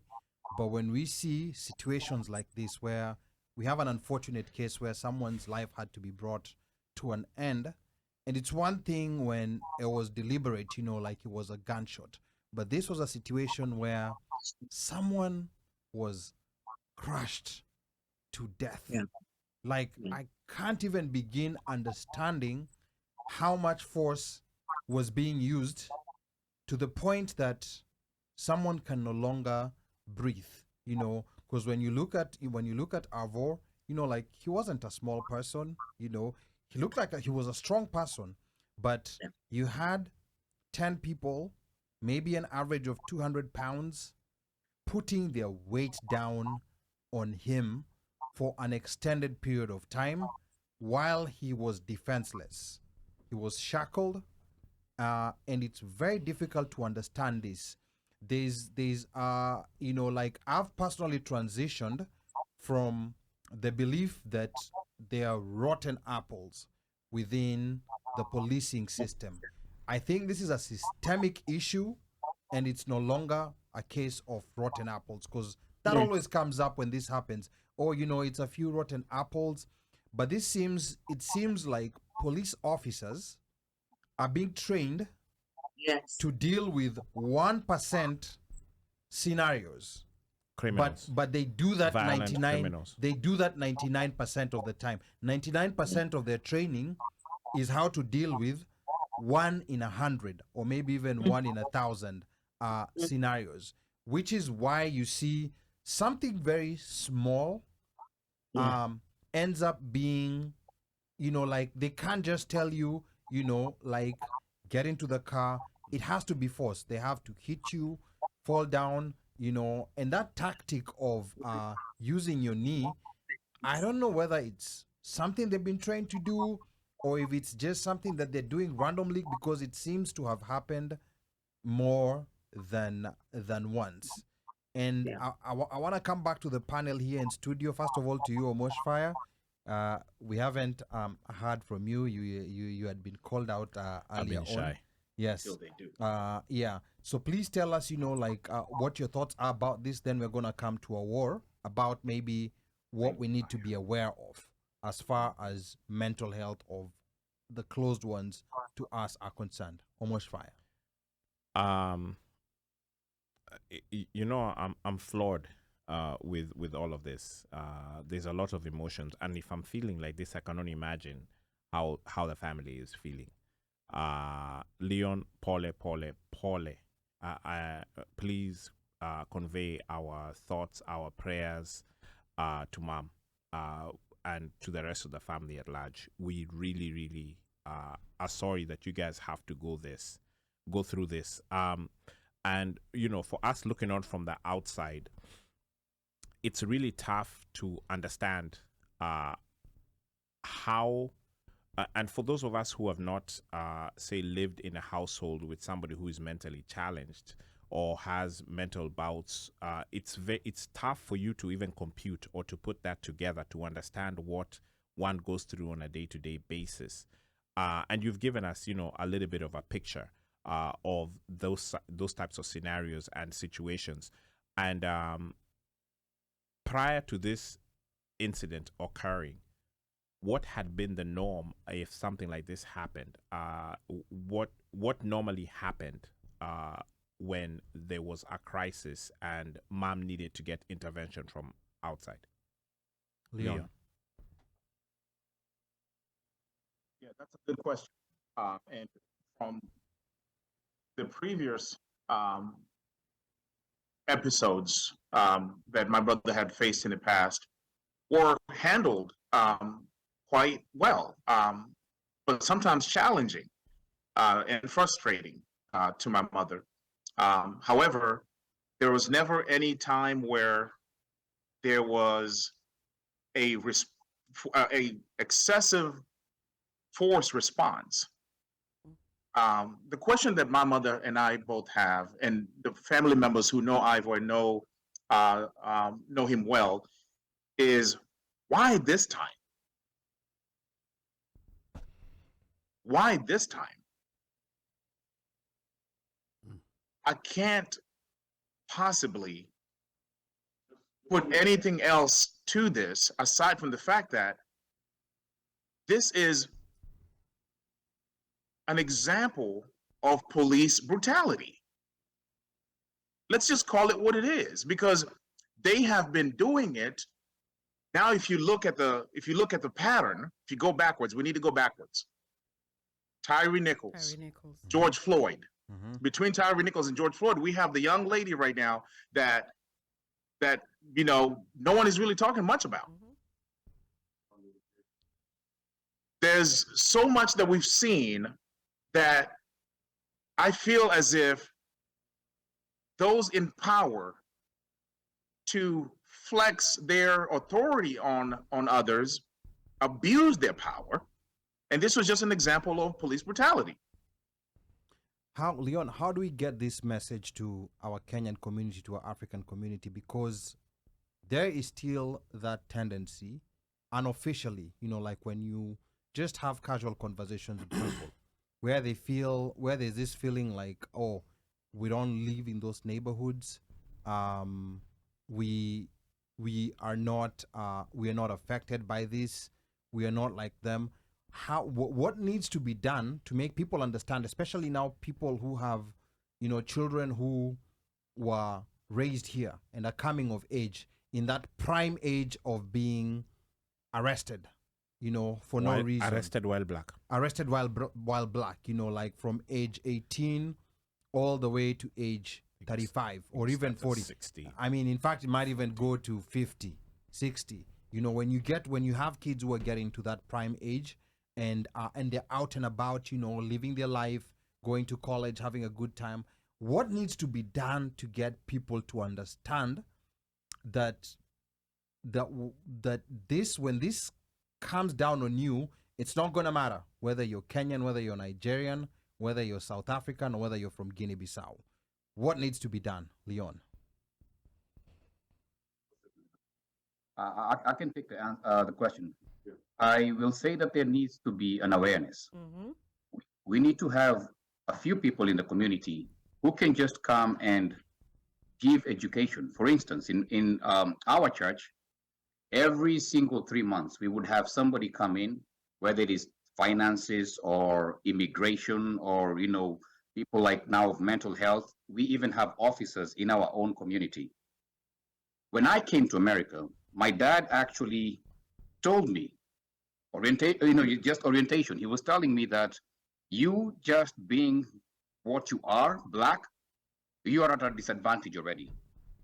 So every way that you live defensively, because this is what you will expect in this country. Unfortunately, that is our reality. What I can actually just ask is we have more people who can come and not only educate us, but fight for us. You see, I thank God for Ben Crump, because what he did is that he showed us that your fight is also my fight. And when, around the panel, we're all the same. And this is something that we will continue fighting until they make a change. But it's as if they are not making a change. And the main reason why I say that is because whatever happened to Ivor, I believe it was happening to other people, but they just did not count on Ivor losing his life. That is what is the truth. Also, let me just say this. Coming back to Ivor, because I believe that this gathering is because, we want to honor Ivor's life. Can we please remove the stigma of avoiding talking about mental health? you will be surprised how many people struggle with it. Say that again, Yes. Pastor, please. Thank Say you. that Thank again. you. Repeat. Yes. And I'll put my hand up, like I'm one of those people who struggles about it. So this is a very Speak good again, session sir. for Yeah. all of us. Speak again. Because when I go to other circles and I'm talking to people, you will hear somebody just say that, okay, I struggle with bipolar. And they say it openly because if you do see them react a certain type of way, they have already prepared you that there could be some times that I'm not in control of my mind. Yes. If we could have that a little bit discussed a little bit more openly, we would be more inclusive, and we would also come to rally around the people that need our strength in their times of weakness. Wow, that is so powerful. And this brings me back to you, Awar. This has turned out to be, like a very interesting conversation in as far as just also understanding. And I appreciate, like Leon's family for allowing us to use this tragedy, also as a learning experience for all of us. When it comes, I've personally, at a certain point in my life when I was younger, I've lived with someone, with a cousin who, lost the mom and had some issues, after that happened, that we did not quite understand. Right. But we kind of had to sit on watch 24 hours a day. There had to be someone who was awake, all the time, just in case of anything. And at that time, we're getting someone who was kind of trying to educate us on this issue. It was a very unfamiliar issue to us. Right. And it was one of those things that you can't explain, you can't define. Like this is what happens. Now, Awar, first of all, how, just as an average person, how do you get to know that that someone you're dealing with, be it a family friend, be it a relative, what are those signs that you can maybe see to get to know that this person is dealing with some kind of distress and I need to be empathetic with what seems unusual? Now, before she answers, allow me to just give Mr. Major Opot Jacodondo, who's listening in from Kenya. Yes. Right now is probably struggling with sleep. AKA Baba Awar. AKA Baba Joanna Opot. Yeah. He's on an island with 6 fish. Yeah, poleni sana for this unfortunate death. I join the family in this grief. Opot Obuogo from Mfangano Island, Kenya. That's what he said. Mfangano Island kuna internet huko. Me I thought huko it was just we have fish. internet. Bro. Me I thought it was just internet. fish. Bro. Me that's We what I have thought. internet. We have internet. Omera, what are we? Leon, unasikia we have internet. But now look, if you guys had invited me, no. I would have known. No. We have internet. So Yeah. let me tell you. So let me tell you why we have internet. Major. So, we co-founded Africans for Mental Health about 6 years ago. Okay. It was more of an ad hoc organization, and then we formalized it. But we started it as a family, the Opot family, because my sister is actually living with mental illness. She's a patient. Okay. So Leo and I completely understand what you're living with as a caregiver. As a sibling, I know exactly what that is. Your mom and my mom could probably share a lot of conversations together, right? So when we co-founded Africans for Mental Health, our mission is to break the stigma of mental illness in the African community. And we do conversations on mental illness bi-weekly on our page. We bring in individuals who are living with mental illness, caregivers. Okay, and maybe just remind people the page. Our page is Africans for Mental Health. So we are on Facebook, we're on TikTok, Instagram, Twitter, LinkedIn. And we do live conversations from here. We also do conversations with mental health professionals back in Kenya, with individuals who are living with mental illness back in Kenya, caregivers. Anywhere in Africa, we have brought them on board and we educate on the simplest term, different types of mental illnesses. And for those of you who are listening, there's nearly 300 types of mental disorders. The ones that you're familiar with are schizophrenia, bipolar depression. There's bipolar. There's 4 types of bipolar. What about the one I hear called ADHD? ADHD, Okay. OCD, Okay. PTSD, Okay. depression, anxiety, substance use disorder, meaning alcohol, drugs Okay. like opioids, Okay. eating disorders like bulimia, Okay. anorexia. So if you eat too So much, those if you are eat too considered- much chips, are you considered somebody with? I mean, it depends, right? You 'Cause can me, I binge. like it, chips. I'm not. It depends. It depends. Chips but as it- in crisps. But chips those No, those dietary fries. issues are also considered French fries. yes. mental. Yes. Okay. Yes. So psychotic disorders would be bipolar depression, would be schizophrenia, and that's the highest on the marker, right? Uh-huh. And then there's the the anxiety disorders like PTSD, Okay. and then there's eating disorders like bulimia and anorexia, Okay. and dementia is Dementia, also yes. a mental illness. Okay. Alzheimer's is also mental illness. Okay. So with nearly yes. Okay. Yes, and so you might have a relative back home who's experiencing dementia, and you don't understand that is mental illness. Most cases, individuals who are living with mental illnesses probably have 2 types of mental illnesses, or even 3. They're co-occurring. So someone who has depression might be having anxiety as well, might be having substance use disorder like alcohol. Okay. Right? We don't call them alcoholics anymore. So if you see someone drinking so much where they don't even know what's going on, they might be living through with a mental illness that might be diagnosed or undiagnosed. And let me put a caveat here. I am not a mental health professional. I'm a caregiver and I'm an advocate. Okay. And we do this to break the stigma. And we called it the organization's Africans for Mental Health because we are Africans for mental health. Okay. And we named it that because we wanted people to understand that you can destigmatize mental illness. Okay. And you can work together to do it. Yeah. So that's the front end and the Wow. personal Yes. conversation. And we've been seeing a lot of convergence with the work that we do. We work with African Americans here in the United States. We work with people in the Caribbean. They come on show and they talk about mental illness.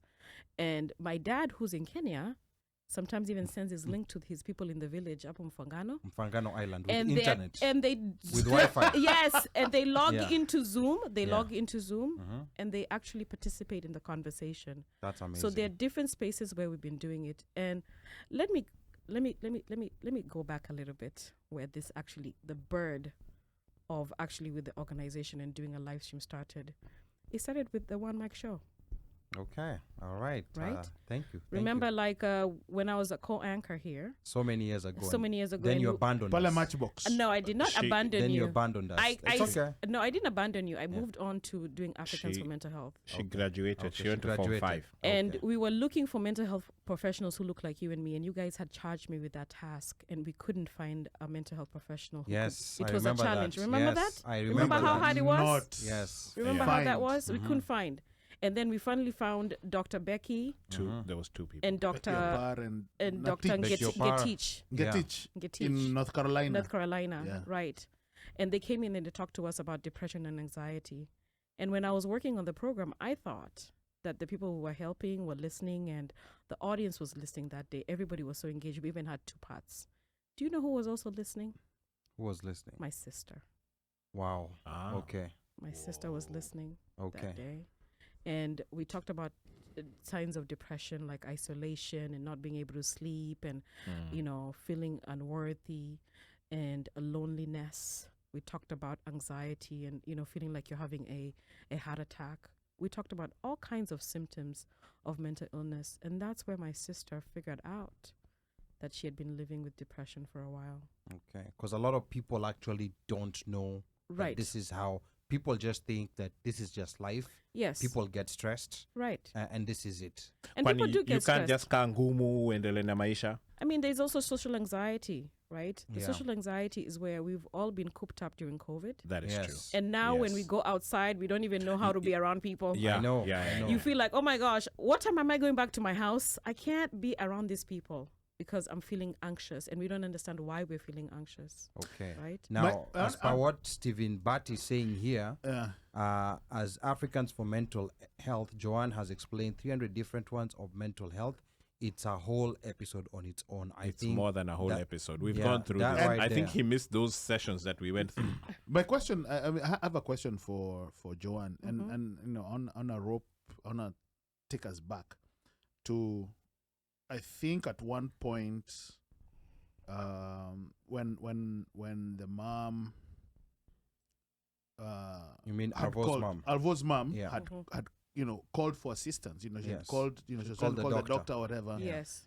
You know, what is the procedure? What when there's an episode Protocol. Yeah. or protocol? Like now, mom has called. Arvo is going through an episode, Right. and she clearly has. She has told the neighbor. She's calling the doctor. You know, even when the police came, she's telling them, my son is going through an episode. Right. What ideally should be the protocol? Because in her interview, it's like there wasn't anyone or anything or someone or something around that would be a quick responder, you know, for that situation. So ideally, what would be, because, you know, I'll be like, okay, what would, you know, if a situation like this was to happen, then what would be expected, or is there protocol? Yes, there is. Or like now in that Hariko County, Henrico. that one, Henrico. So the protocol is, you know, back in July, the FCC passed a number called 988. Okay. And they changed it from 911, where you could call for help. So they designated 988. So that's a special number. It's a special number. It was Okay. designated on July 16th, 2022. Reasons. And it's specific to individuals who are living with mental illness. Okay. The approach is and different. that is within The United States of America. It's the Okay. first of its kind, 988. So you call 988, you can text 988, right? It used to be the suicide number, the 1-800, Yeah. but they made it 988. They made it easier to So remember. you call 988 and you're on the phone, and they ask you, are you the person going through a crisis? And you say no or yes. If it's you, it might be you, right, making the call. But if you're making a call for your loved one, they'll come on the call, and then it's anonymous, it's confidential. Nobody's going to know who's they're not going to share the information. When you call the number, they try to engage with you and the person who's going through a crisis, because it's supposed to be collaborative. Because at the end of the day, the person who's going through a mental illness crisis is also a human being, and they Right. can make decisions about their life. They might be struggling, but they can, you know, depending on where they are. Yeah. So they try to engage with 988. If at that point the person is not able to make those decisions, they say, we are going to dispatch 911 to come. 911 should come with at least 2 mental health professionals who should be there to help to come and assess the patient. It can be a doctor, a psychiatrist who's working on this task. It could be a therapist who's come in. When they come in, they will ask you what's going on, what happened, and you explain as a caregiver. But it has to be a mental health professional.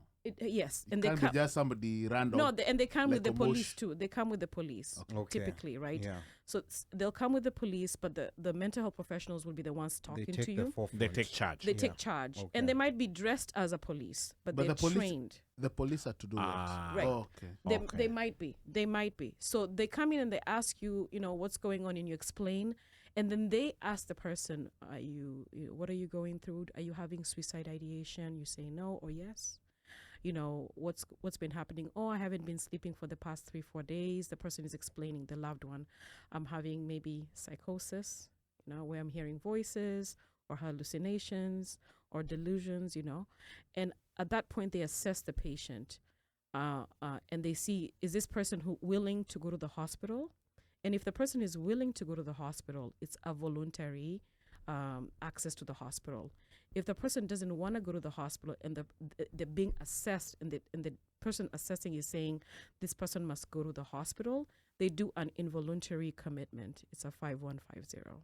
Okay. And they take the person, they put them in the ambulance, and the person is taken to the hospital. When they get to the hospital, it's faster because you'll go through you'll go into to be evaluated quicker when you go through the ambulance. When you get to the hospital, they evaluate you depending on what level of crisis you're going through. They might, if you're so agitated, which is typical because you're going through a mental illness crisis, they might administer Ativan. Ativan is like it's an anxiety medication, and it works. Okay, all right. Real quick here, and they'll try to figure out what's going on. Yeah. So Alisa Otieno says these arrangements are not fully developed in every state and county. Yes. Many areas it will just be the police. Yes. And then Taz says not all counties are funding for 5150 response 72-hour psychiatric hold. Yeah, and then Gresindemo is saying 5150, and these are new things that I'm learning. But if I may ask, listening to Mom's interview, yes, she did everything right. I would think my assumption would be that in the county and Reiko or whatever, there would have been something already in place. Yes, they have a psychiatric hospital. They have, they have a process and a procedure in place. Yes. Such that when she calls, from what she was saying during the interview, where she was calling, but like nobody with that speciality was coming, which means to me, which my assumption would be that Henrico County, there would a process was already in place, and maybe Leon can tell us. And I think Leon touched on it. Yeah. They delayed it. Yeah. It shouldn't have taken 45 minutes. Yeah. And I think maybe we want to go back to Leon, and then we're also going to come to Evangelist Judy, on this as we now, get to the point where we'll be wrapping up. But Leon, in your count, in that Henrico, it was a bit confusing when I was reading in media, because there were two counties being mentioned. There was Dinwiddie County and there was Henrico County. So I think, the cops were from Henrico County, and from the procedures and the processes that Joanna has been talking about, was there something that was missed that was supposed to happen in this whole situation, even from Mama's description, Leon?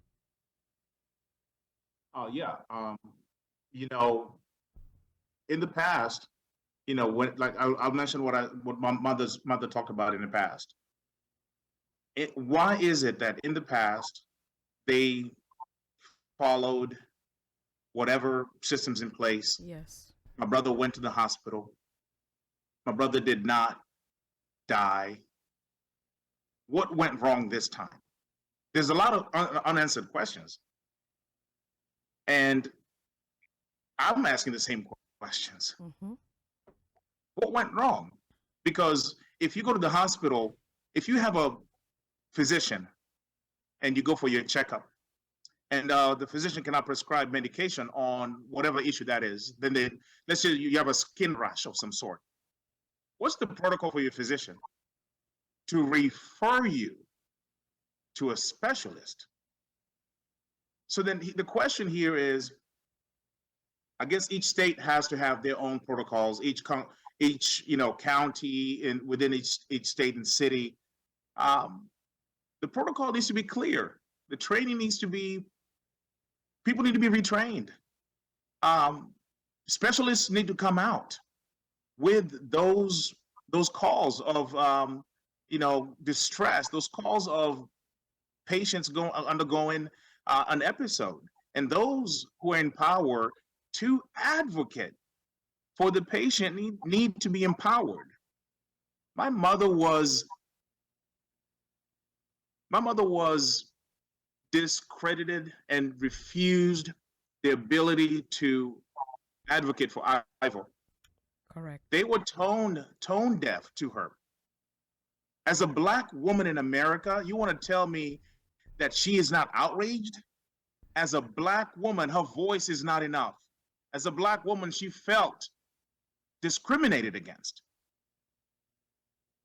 Had the tables been turned, like she said, had the tables been turned, not just only because her son would have been another race, but also she would have been another race, they would have listened to her.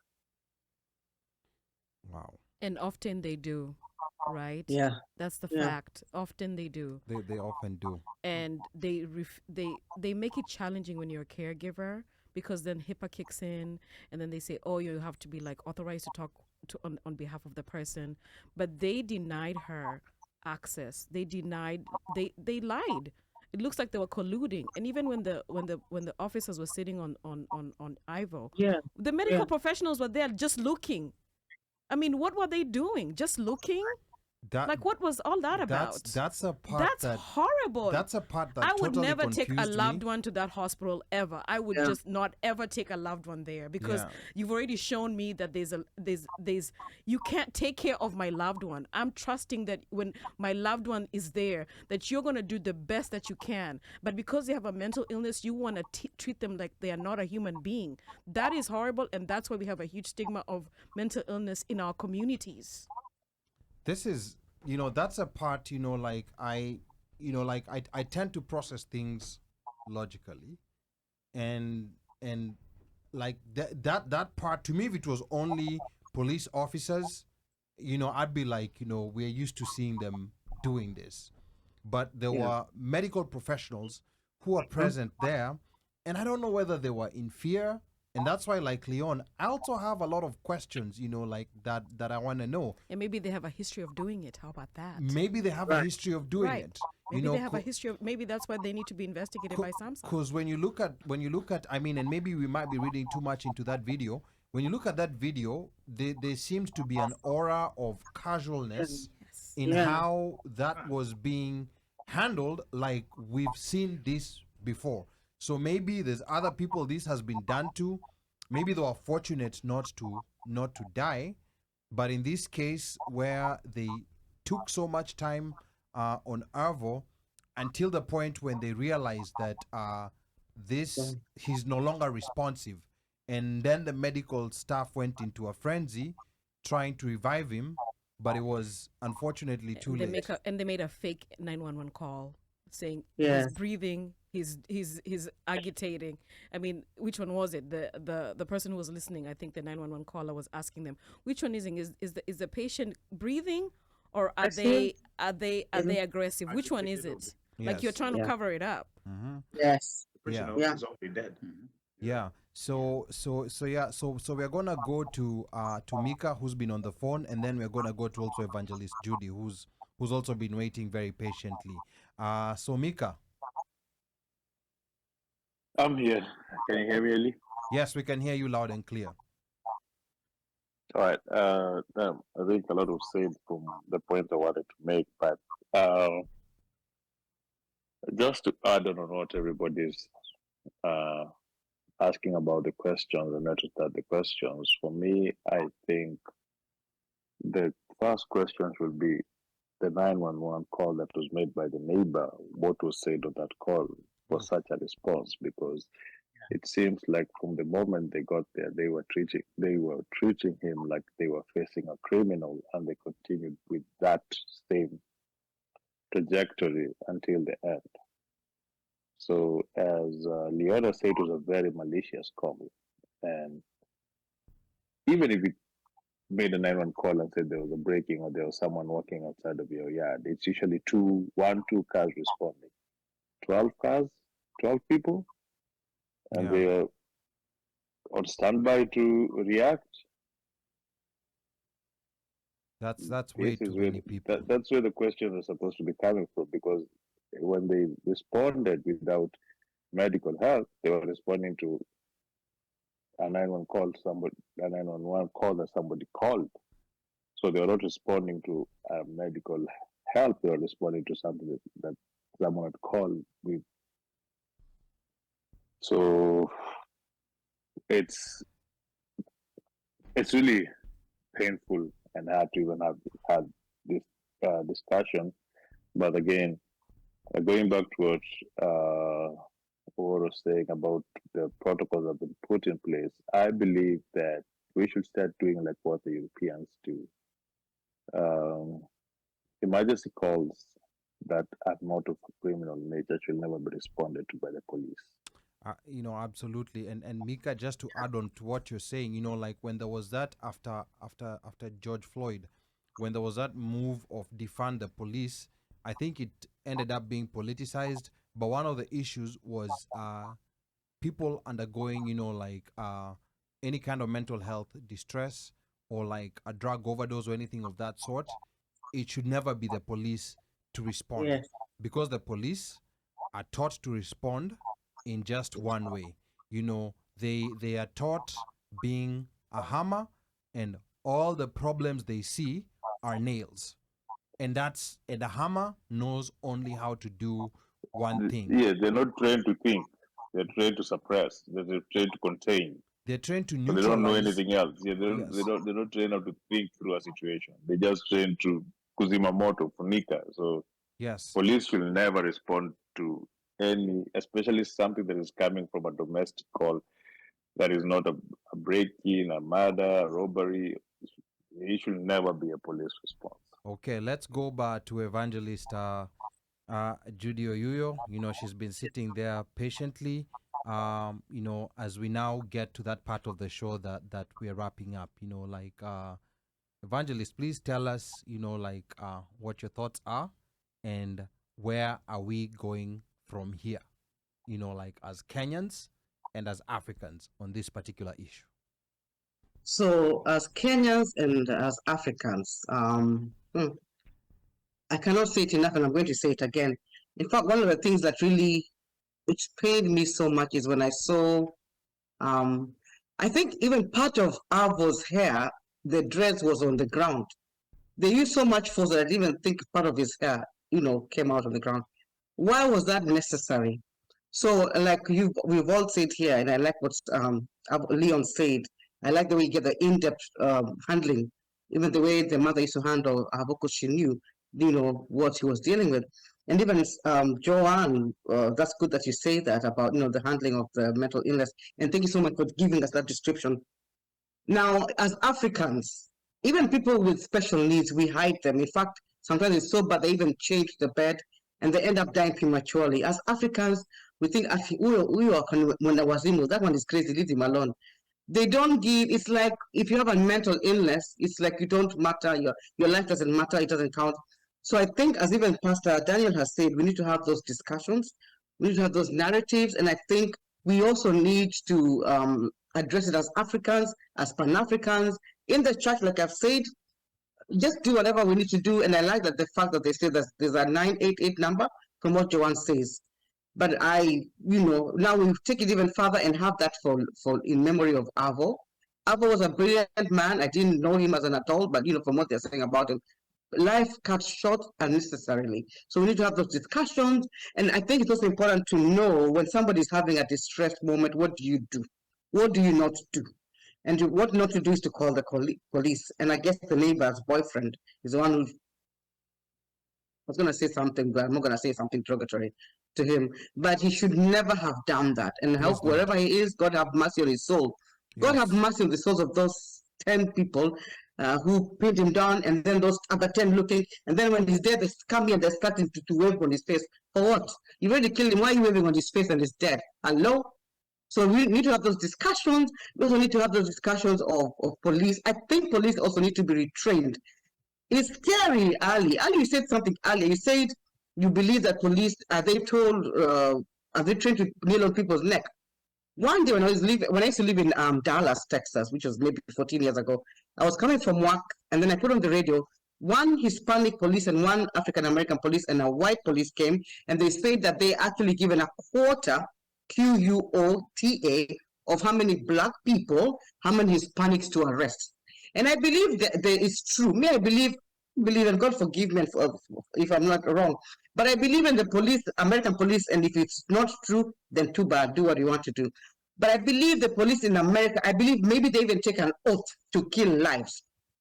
Because why do you, and black lives at that, why do you explain that it's always the black people? Look at Lakeith Smith. Lakeith Smith was a 15-year-old, you were saying earlier, if you have a 15-year-old, it goes back to even 15. Mm-hmm. The 15-year-old did not commit a crime. The white boy whose girlfriend died got 3 years. Him, he got what, 65 years? Are you kidding me? So they need to have those systems, even the discussions with the judicial system in America. And look at all the history, as Leon was saying, of go back in time, the history of all those wrongful deaths, mental illness, wrongful deaths of black people, white people, black people, Africans, immigrants, because it seems like when you're an immigrant in this country, you don't have a voice.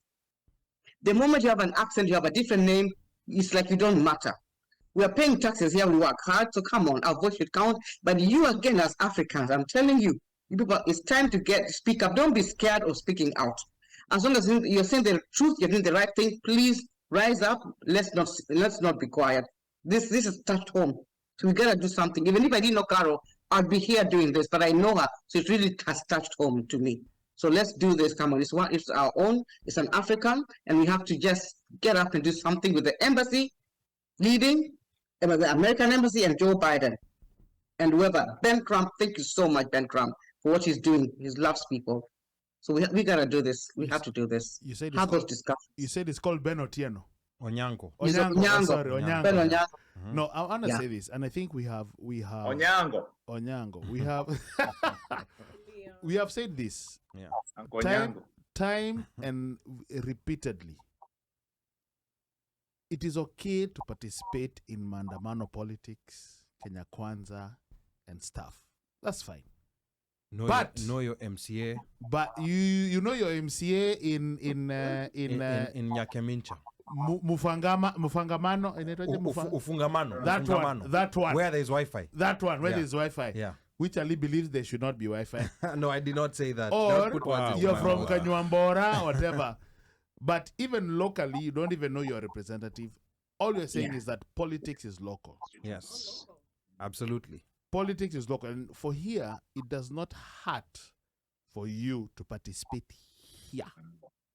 Just in as much as probably you put 2,000% effort in Mandamano and Kula tear gas and whatever, put 999%. Yeah, over here. In some jurisdictions, you vote for your local sheriff. Yes. It's a position where you vote. Yes. You're but, voting. If you can be able to vote, if you have just participate. Just no, because be conscious, be aware. Because even in some places you vote on how much of the local council budget can go to. Yes, you do. To policing, like mental health awareness, policing and stuff like that. So these are things that you can actually see, like the way now Henrico doesn't have a mobile response unit. This is something that can be discussed in the next election, can be brought into the local election, and it can be voted in, and you will find that it can also be voted in that police should not go there by themselves. So these are things that people need to get involved with. Local politics in America is your most important politics. Everything. Because at the end of the day, the federal government doesn't give a about you. Like somebody here, I think somebody said over here that, like certain counties and states or whatever, they don't have the career. Yeah. They don't have the funding or whatever. Part of participating in local politics is to address such issues. And like, Evangelist Judy said, at some point, there has to be that call and action, because not everyone lives in Dallas, not everyone lives in Houston, not everyone lives in Maryland, not everyone lives in Richmond, but wherever you live, yes, you can do something. And by the way, somebody said it, I can't remember who. Oh, Evangelist Judy said, today it's R.I.V.O. Yeah. Tomorrow could be your brother. Yeah, it could be you. Could be you. Yeah. Could be your husband, could be your wife, could be your child, whatever. But just karido, kamaido. And when we talk about local politics, there was a hack that I was taught by a friend of mine, which is quite interesting. They said, like in these local council meetings, in most parts of America, they're usually public. Yes, you they can are. just go, walk in and sit and listen to what they're doing, ask questions. You can testify. Bring up issues. So on whatever you normally see on TV, whenever there's a big issue and so many people go, that's when there's an issue. But he told me, go there on random days. If you show up there 2, 3, or 4 times, the first set of people that's going to notice you is journalists, because those are the people who go there because they're reporting on what was happening there. Now, once journalists see you 2 or 3 times, they'll want to talk to you. They'll want your opinion. Guess where your opinion is going to end up? It's going to end up in the papers or on the media. Guess what happens when your opinion ends up in the papers, on the media? Those council men and women are looking for you. They're looking for you because they want to hear from you, because they know that the media knows you. So whatever you tell them, they will do it. So for everybody here, I challenge you. That hack. Go to vote411.org. Vote411.org. Type in your address. It's going to give you a list of all your local officials. You know, it starts all the way high up from the president down to dog catcher, if your jurisdiction has a dog catcher. They even have people who... Omosh was just chilling. Yeah. Can you let Omosh just chill? I'm just saying, there's jurisdictions that have people who are registrars of wills. Sorry, you know, something that seems so mundane, but can have a very big impact. Your school board. Yes. You know, school boards are being taken over by psychos. You know, and all kinds of crazy things are happening. Yeah. Okay, I'll find a better word. I'll find a better word to use. Mother than your guys. Yeah, it's they're being taken. They're being taken over by people who do not have your interests at heart. Yeah. So try to figure out what's going on. Go to your local council and ask these questions about emergency response within your own jurisdiction. Ask them what happens if I have a child, or if I have a brother or a family member who's going through a mental health crisis. And don't be afraid to even mention the R.I.P A OTIENO case, because that's what happened. Yes. And we have action days for you to participate in legislature that's being passed on in terms of medical funding, right? So mental health funding is always up for debate. The infrastructure is not there, so let's be clear about that. There's a lot of missing links, right? And so you look through and you'll see organizations, nonprofits like Africans for Mental Health or NAMI, who are doing action days, call to action days, where we're asking you to come to your local legislature and speak to your local legislator about passing medical funding that's earmarked for mental health. The mental health funding is always on the ballot. Don't wait until every 4 years to participate in elections. Every 2 years, there's a change. Yes. And so you should be really actively engaged. We as Kenyans need to be actively engaged. You can serve as an election judge. You can serve as a closing judge. You can, participate actively. You pay for taxes here. And so therefore you need to be part and parcel of the process of what's going on, so that this kind of missing links are not happening, right? Right now with IRVO, you can call your legislature. They might be in DC or they might be in your state. You can call them and leave a message, and you can call them every day. And say, can we put the conversation about IRVO in the Senate? Can we put conversation about IRVO in the House of Representatives? If we as Kenyans make calls, you go in through the website that you just shared. Vote411.org. And you find out who your representative is. They have a phone number. Flood you the can zone. make a call, and you make the call. That's exactly what happens with campaigns. Activism is why we all get these rights. There's somebody out here championing. So we need to look into activism as our agency. Right. So Kenyans, as much as you put up memes, please, can we put up that same phone energy? Calls? That energy of KOT. That meme energy. Let's put that energy on Twitter. Don't just sit on Twitter and social media. You have to actively make the calls. You have to actively engage your legislators. You need to participate. There's like African diaspora boards everywhere in all over the United States. Yes. We should be having representation. Very few East Africans on those boards. And we as Kenyans, we are not in these spaces. No, we're not. I serve on the Governor's Commission on African Affairs at the state level. And so, of course, this issue of IRVO is already there. I've sent messages to all the elected officials who are of African diaspora descent in the state of Maryland about IRVO. That's access. And everyone should do that. Exactly. In whatever region you're from. Yes. Yes. We can't just sit there. You can feel sad. Yes, we are all sad. We are all heartbroken. I'm sitting in here and I'm struggling. But we need to take action. But we need.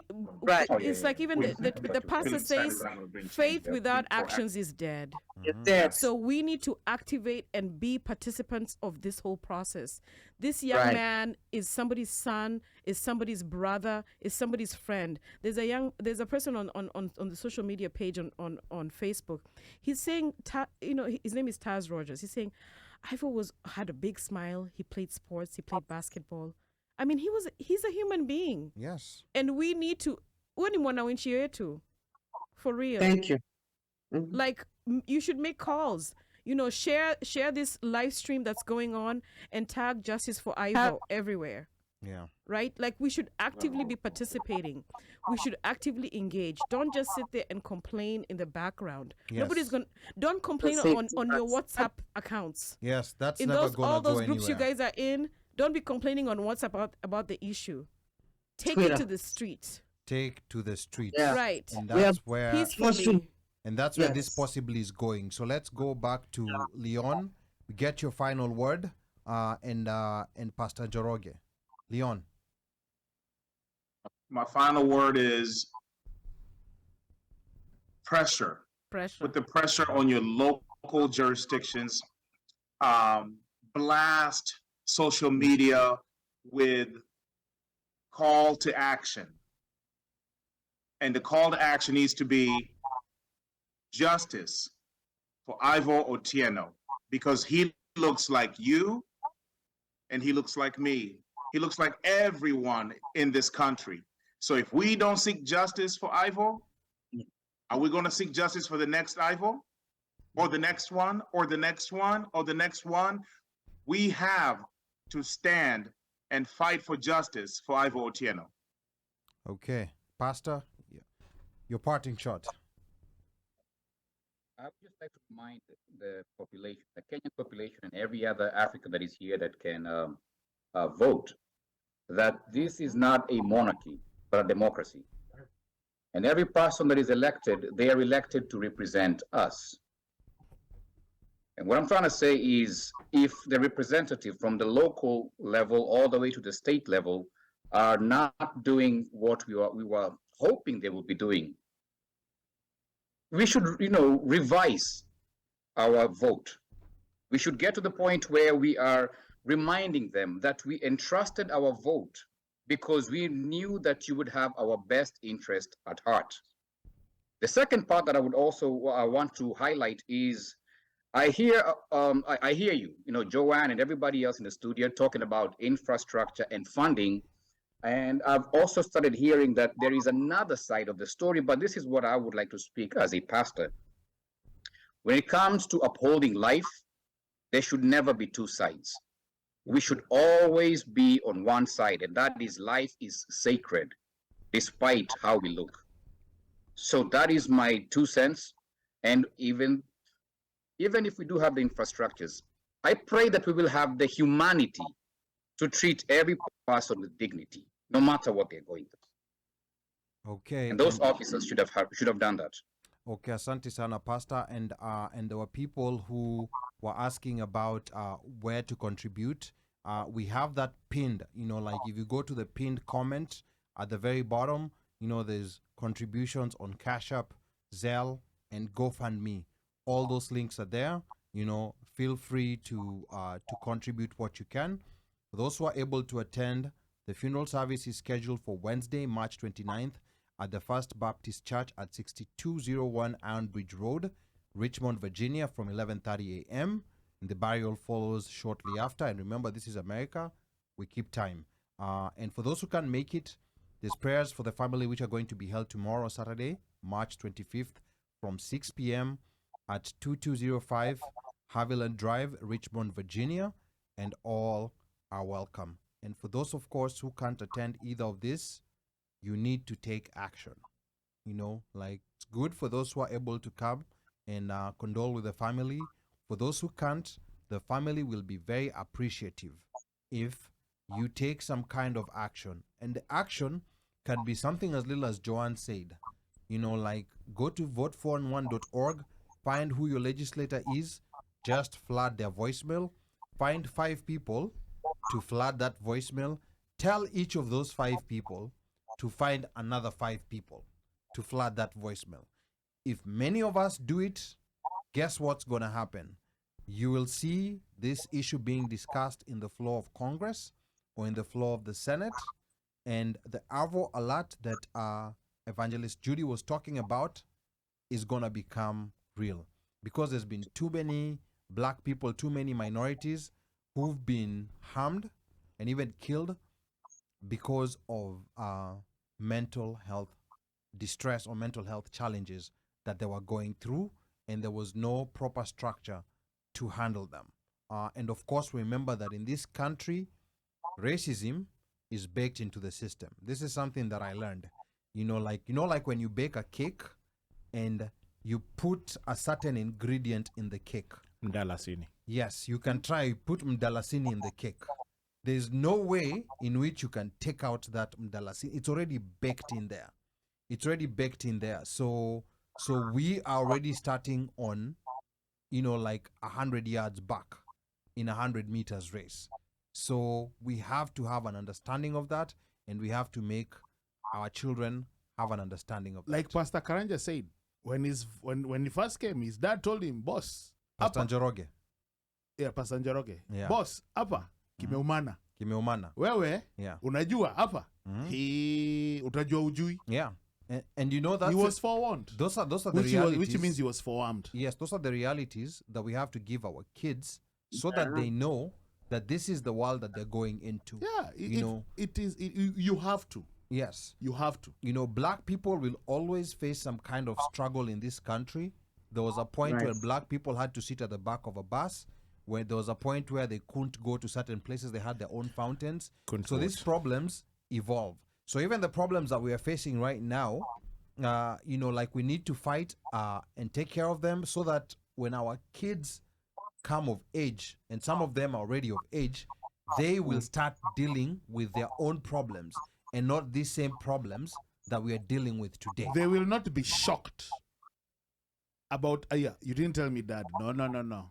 I'll be like, you know what? My mama told me, my papa told me, my uncle told me, my grandmother told me. Yeah. I have to respect this. Yeah.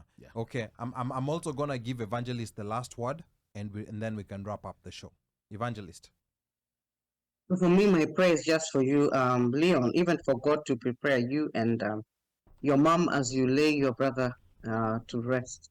I know it's not been easy. I know you've been inundated with calls and and comments and everything. And I love for you guys to do and the press conferences. But just know that we are with you, and I'm gonna get the whole of Kenya to be with you. I'll get the whole of Africa to be with you, because like I said, I will blast. And as I'm doing that, I'm praying in the Holy Spirit, because God has given us the power and the ability to do this for you. We are behind you. We love you. And for the team, thank you so much for putting this up. I really, we need to do this again. And let's engage the Kenyans. Let's engage our house rep. Let's engage other Africans, because really, something's got to be done. All right. Okay. Asante sana, Evangelist. Thank you so much, Leon, for coming through. And also thank you so much, Pastor, for your time.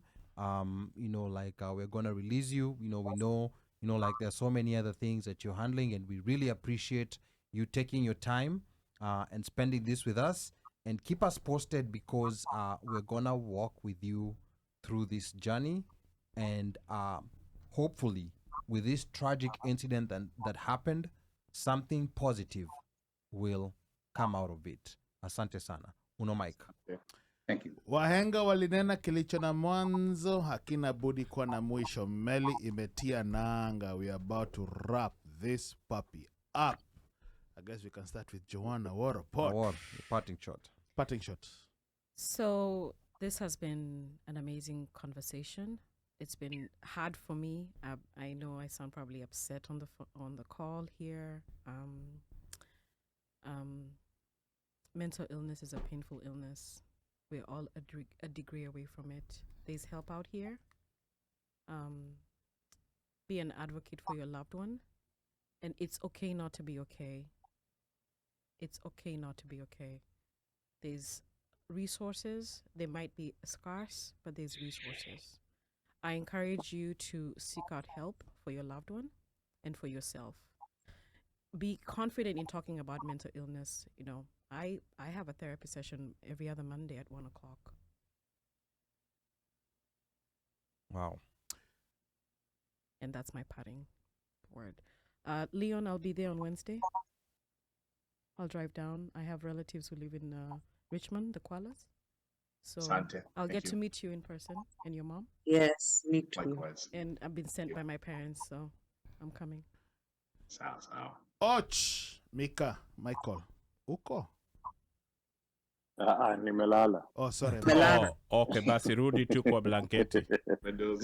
Amka, wewe umedozi. Utumie manyoya. Na ukilala tutayarishie vitanda zetu huko Richmond ama ni air mattresses because tunakuja kujeni vitanda ni vingi. We're not even asking, utatukuta tu kwa mlango. Kujeni haina shida, vitanda ni vingi. Anyway, I just want to thank Leon for joining us today. And again, I want to say sorry. I want to thank Pastor. I want to thank Reverend for joining us. A word also for reserving a Friday and coming to join us too. And one thing that the word I say, she mentioned therapy, and just tell people like therapy. Ukita therapy maanishi umechizi, inamaanisha tu una unleash, unaachilia, una vent, like unaongea, unatoa pressure, which helps because keeping it inside can lead to other things. Our minds are not databases. Our minds are not supposed to hold information for long. Our minds are designed to think of an idea and then move on. So forget about it. Don't think of an idea and then store. It's a quick CPU that just works and goes. But unfortunately, life has turned it into a database that tries to hold a lot. So when you get an outlet, it's usually important for all of us. Mental health discussions are not things that people like doing, but are things that we need to do. Our involvement, Leona said, we need to be able to bring mental health to the forefront so that it can become a discussion. Because even in the medical field, mental health is a very late entrant into one of those fields that was getting funding from the government, especially for insurance coverage, because this is just being considered as something totally different, not an illness. So these are conversations that we need to continue having and pressuring our leaderships and everyone in the community. It is just a illness like common cold, so it needs the attention and fast response as any other illness that somebody can get. And apart from that, I just want to wish everybody a great weekend and see you next weekend. Bye. Thank you, Mika. And we wanna. I would like to thank the family, Leon, Mom, and everybody. Thanks for sharing your space here with us. Thanks to Evangelist Judy as well as to Pastor Joroge, right? Yeah, one mic looking at me like that. And we've started this conversation. Let this not be the last of this conversation. Let's keep this going. Let's continue. And we're going to be with you, Leon, both physically and virtually. And we are with you. At the end of this conversation, I feel I know R.I.P.A better. I feel his pain, and the emotions are there, and it's sad that we met him this way, but something's going to come out of this. And I think that that's the best way that we can look at this, so that there'll be no more R.I.P.As out there within our community and outside our community. So with that said, have a blessed week to the rest of the people out there. And our Mafans, thanks for coming through big time and standing with us and standing with R.I.P.A and his family during this time. Okay, asante sana Omosh. And once again, I'd love to thank Leon Ocheng, Pastor Daniel Njoroge, and Evangelist Judy Oyuyo for coming through, spending your Friday with us, and allowing us to share, like in the grief and also in the celebration of a young life that was cut short. And we are hoping that this will not be in vain. We are hoping that this will be the last one to happen the way it happened. I appreciate Mama R.I.P A for allowing the world to see those images and for people to understand that this is what might happen to your friend, to your husband, to your son, to your relative if they're experiencing mental health distress. I think people did not understand. People are used to seeing, like someone in the street resisting, but here's someone shackled, defenseless, helpless, squeezed down to the ground, pinned down to the ground for more than 9, 10, 11, or whatever number of minutes it was by 10 people who appeared to be very strong people until he could no longer breathe. This is a very sad moment, but it's a learning moment. And we appreciate the family coming through to allow us to learn together and opening themselves up. I have to say, Leon, Mama Avo, you guys are very strong. I personally, I'm going to tell you, I've not been able to watch the full 9-minute video that was posted. I've seen you guys in different media houses, especially out here in the US, I've heard you on NPR. I've seen you on PBS. I've seen Mama Avo on a number of media houses talking, where you can tell that she's very angry, but at the same time, she's very calm because she's seeing the bigger picture. And I'm praying and hoping that something comes out of it. And we have to rise up as Kenyans. We have to take action. So asanteni sana. But kwa wale ambao wanataka kunipigia simu, nambari yangu bado ni ile, bado haijabadilika. Ni 1-800 mteule. Na operator akishika simu, mwambie unataka kusema na mjukuu. Na akikuuliza ni mjukuu yupi, mkumbushe ni mjukuu yule wa Masai. Because I'm Kenyan by blood, American by design, Masai by choice. Sichagui, sikagui, na sibagui. Judy has something to say before we go. Yes, I do. Yes. Please, can you do me a favor? Tell DJ Mosh. There's a song I've sent to you. I think I sent it to you on WhatsApp. Come on, you guys can play that song. It's by request, Leo. It's Avo's song. Please. Okay, you sent it to me via WhatsApp? Okay. Yes, sir. Okay, Please. all right. I'll send it to Omosh, and we'll try to figure out if there's a way in which we can play this song. It's his first recorded. It's his first single. His first single? His very first single is called God's Grace. Okay. Wow. Haya. Omoshe iko ndani ya inbox yako. Work your magic. Ama let me give it to Uno Mike. So that we can see if Is that song available can it be uploaded to Instagram and people can use it as an audio sound? Wait, yes. Let's do that. So Uno, can we play the audio right now? From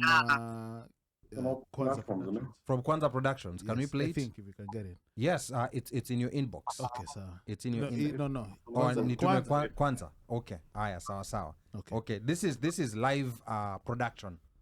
So should I wrap up and then we play the live? Play the live and then play the live. Play the live. Hold on. Let's play the live. Leon. Play the live. Okay. Today it's Avo's day. By the way, you know there's a guy over there, Andrews. Alikuwa anasema nafikiria nizina chokoza sijui Koma sijui nini, it's a nice neighborhood. Hiyo ni sawa, haina ngori. Koma was up and coming. Can you speak Umoja one massive, very relaxed. Up and coming. Wewe mfangano. Lakini before Koma nilikuwa Embakasi, so Ulikuwa Embakasi. Nilikuwa Emba. We Mika. Paka Dandora. Si Mika alikuwa Doni. Mimi nilikuwa Doni. So Donholm. Mikali kwa Doni. Maybe hata mlikutana huko mtaani. Nilikupita na baiskeli.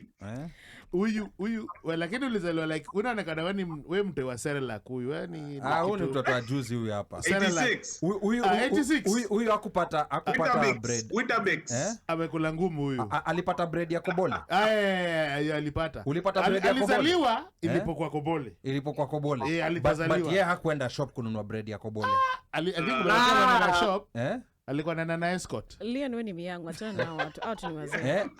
No, ama Leon alikuwa anaenda supermarket. Wasikuwa rahisi maisha. Super uchumi. Wewe uchumi. Leon. I grew up on Nyoyo and Uji. And look where you are. So they should stop harassing you with this thing. I'm a Mosocho boy. I don't know. Okay. You know, here's the interesting thing about Mosocho. Here's the interesting thing about Mosocho. When I was in high school, yes, indeed. Yeah, when I was in high school, I don't know whether it was Mosocho or St. Mary's Mosocho. There were so many kids from St. Mary's Mosocho when I was in changes during our year. St. Mary's Mosocho is a primary school. But they're the same. They're almost Nani anaongea kwa background? No, first of all, nani anaongea kwa background? Nani anaongea kwa background? Huyu ni nani? He's the man himself. Often imitated, never duplicated. Ni nani anaongea kwa background? Ebu patia Leon hug hapo from us. Mwambie Roger acha kujificha. Patia Leon hug sahi from us. We go back like 4 flat tires, man. We just didn't make it there. Flat tires. I mean, you guys. Wait, Roger, ebu kwanza explain something. No, ebu mrudishe Roger kidogo. Anataka kuficha. Hiyo umevaa, ulihepa. Ni gani hiyo? Ni Gucci ama ni Louis? Ni gani hiyo hapo? Ama ni Gucci? Ama ni Gucci? Ini Belumpia.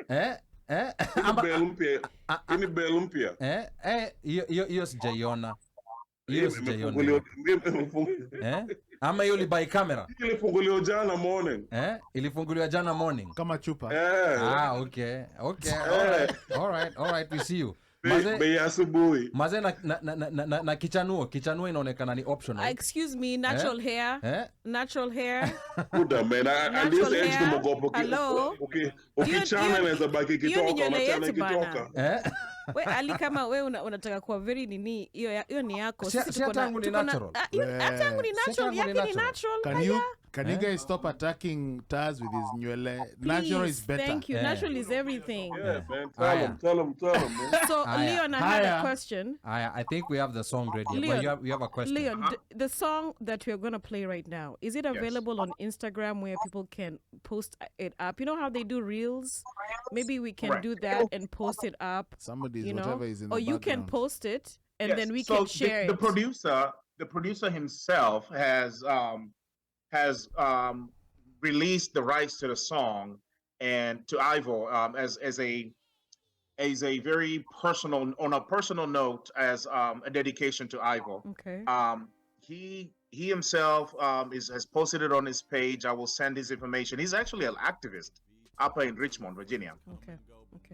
And so the song is actually available on Apple Music, Spotify, Amazon Music. What's the name of the song? God's Grace. God's Grace. Okay. So to Amazon, you can go in and use your Amazon money and buy the song? Yeah, you can look him up. Young Vo. YOUNGVO. Young Vo. That's what my brother, as an artist, he went by Young Vo. Okay, let's play that track for Young Vo. We're gonna do a quick hit or miss. Ali, this is a hit. We're gonna do a hit or miss. Let's listen to it first. It's a hit. Yeah, that's him. That's him.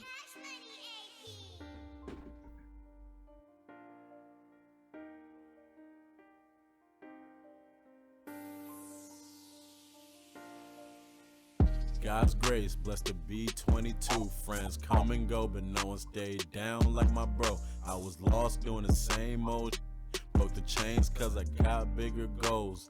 Came from where the liquor store to where the Wells Fargo. Little kid, I used to rock the cargo. Growing up to be a man. If you my fan, be my fan. Sorry if I lost you in my plan. telling myself that this can't be true.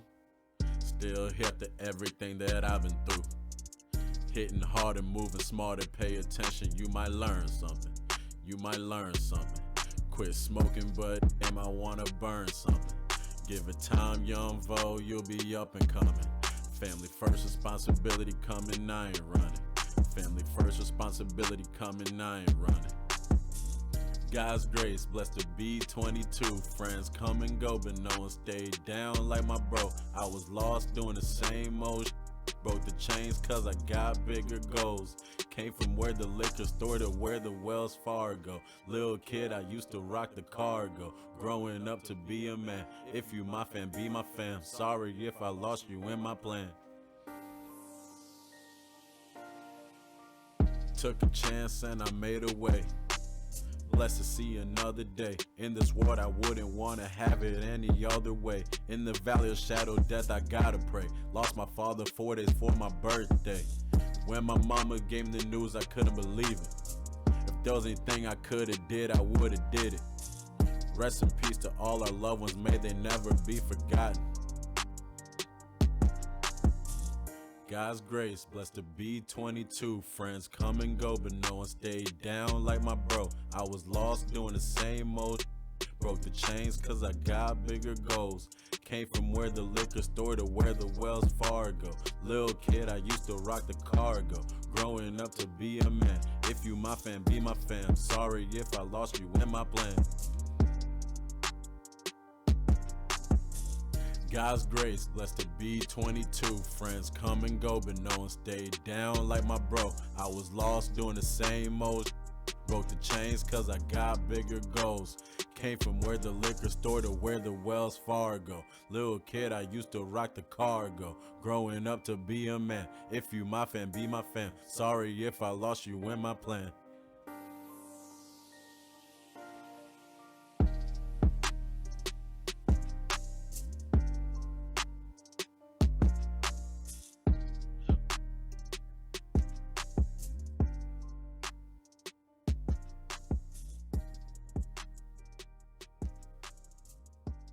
Wow, that's amazing Beautiful. music.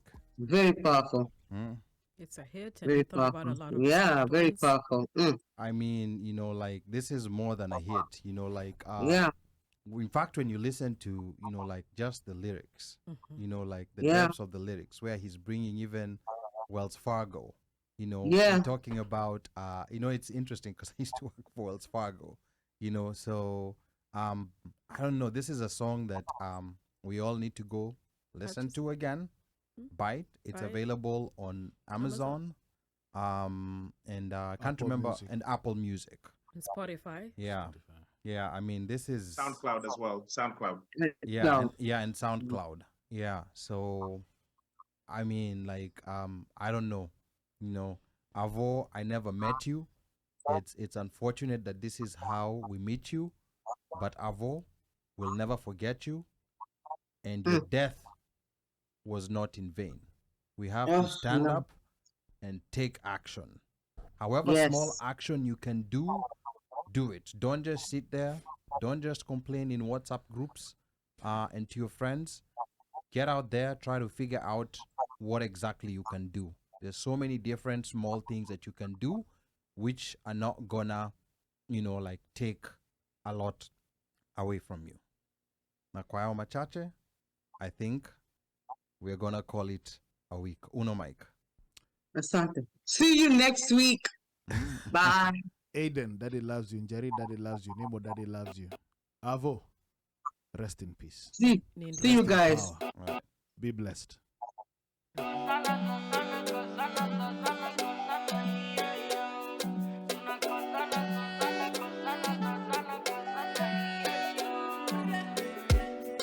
This jealousy is killing me softly. Kila siku nikisa na issues naleta machozi. Kidonda cha penzi kinaniwasha moyoni. Lakini dawa ni wewe, bila tiba yako siponi. I give you my all and you give me zero. Uzito wa mapenzi yangu ni makilo. Huzuni nikijitazama kwa kioo. Sipendi jinsi alilivyo. Nobody can